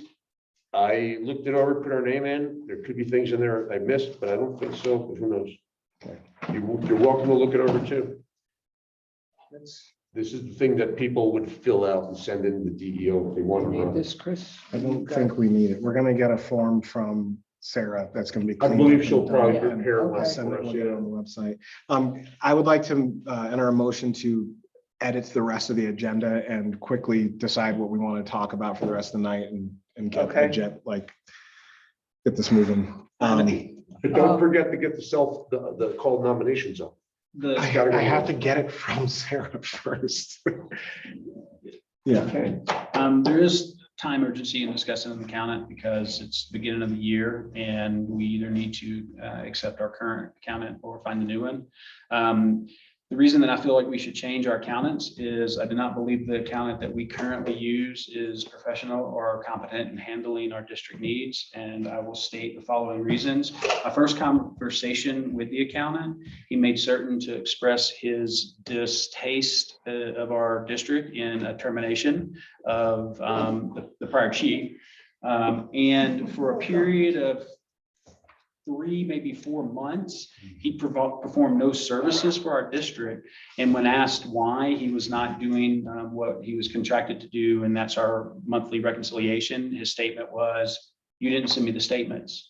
So I just find that that's, if we're paying you for service, you reach out to us and ask us for the statement. So in my research for accountants, I did 2 things. I reached out to other fire districts to ask for recommendations of accountants that they're using. And Deb provided me with a contact of somebody who was also recommended through SDA or another.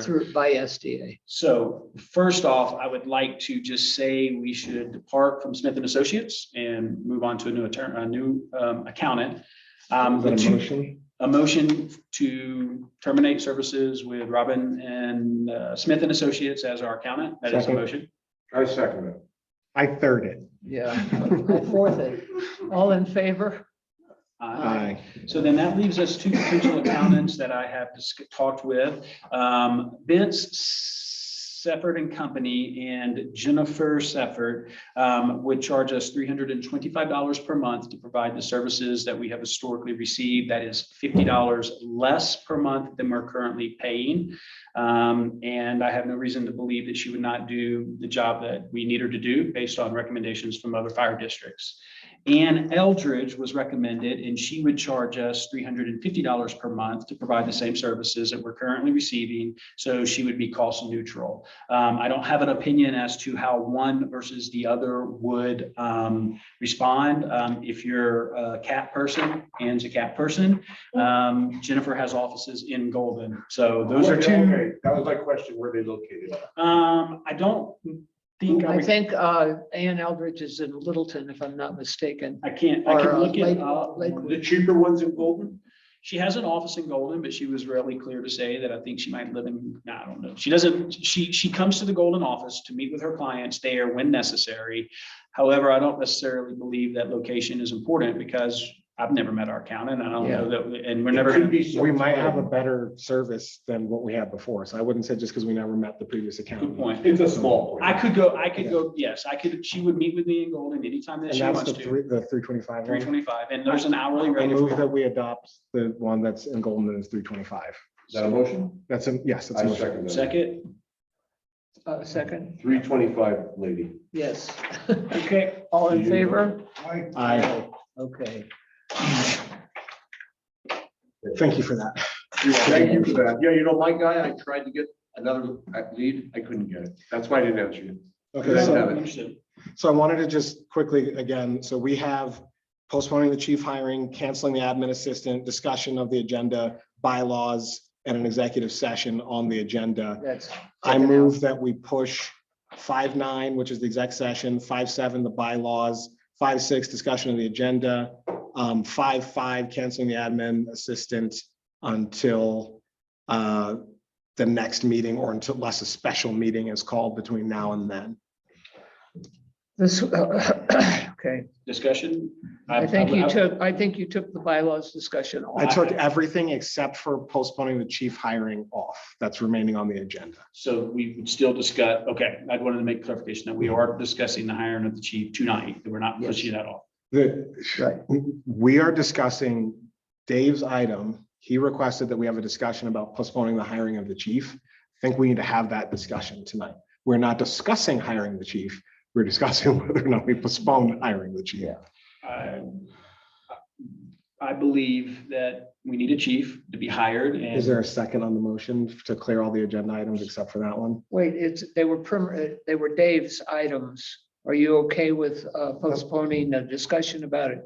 Administrative assistant, the agenda, I think, was Steve's item, discussion about the agenda. No, I just wanted to say the days. Okay. So my motion is to clear everything off of our current agenda except for item 5.4, which was added by Mr. Primer. Is there a second? That's discussion about the discussion about the chief. Yes. Is there a second for that? I second that. Okay. Do we need to discuss whether we're going to discuss things? I would like to discuss it. I believe that it's important that we continue forward with 7.1 executive session to discuss the hiring of a new chief. We I believe our entire district would be better served by having a permanent chief as soon as we possibly can. However, I would gladly say, let's call a special session within immediately to have that discussion. I'll amend my motion to retain 7.1 in the event that, based on the outcome of item 5.4. Okay, Postpone chief hiring. thank you. What'd you just do? Yeah, what happened? What just I happened? basically said we're still going to have an executive session tonight if there is a vote not to postpone hiring the chief. Right. That's what I just said. There's a We will still motion have- on the floor to postpone. To postpone Yeah, hiring? Dave, Yeah, postpone the Okay. hiring the chief, so we have a chance to look at this guy. So, but Till we go on. hold on. Are we going to clear the agenda except for those two items? That- Motion to vote, or yes. Yeah, I move that we vote on that. Yes. Okay. Vote. I'll second. Yes. Okay, all right, cool. So then we will be on item 5.4, which is postpone hiring the chief. Yeah, I postpone the hiring of the chief because it looks like we've been a hire one, but we need to look at his situation over and I want to look at his resume and even talk to him. So, You'll have. there is we can't just hire the chief. There's a process we have to go through that's laid out in the law. The intent of the executive session was so that we could go and talk about here's the resume, here's all the interviews, here's who we're discussing and things like that in private, decide whether or not we want to move forward that or different actions. Like, do you want to meet him? What's the timeline for people meeting him? One of the reasons why there's a hiring committee is like we would have to have a meeting and call a special meeting, then an executive session for all 5 of us to do an interview. So that's why we had a hiring committee in the first place. Want to make sure, I know that you two weren't around when that was put together, but there's never an intention that like no one would talk to this guy. That's the point of the executive session was, hey, we interviewed the individual that we want to recommend. Now let's talk about that process and what our next steps are. Why is it an executive session? I thought? Because we're talking about hiring somebody and it's confidential. That's Why why. is it confidential? Because That's best practice, Why good is that Lord. practice? because it's what everybody else does. Why do you? In the world, Why are feet defined as 12 inches? It's just what we do. My feet's not defined as 12 inches. well, good for you. All right, so I'm gonna move to vote on continuing the process of hiring the chief. Is there a second for that? Yes. Yes. Postpone? No, to continue. So you're not hiring tonight? No, absolutely not, We're no. not hiring tonight. They're just calling an executive session to talk about Yes, Yes, because you need to. you need to hear about Hear it. you need to know the procedures. it. I still don't understand why it's. Well, can we vote on Because- that or not? It's- Like, it's been seconds. Do we need any more discussion? All right. So shall we continue the process?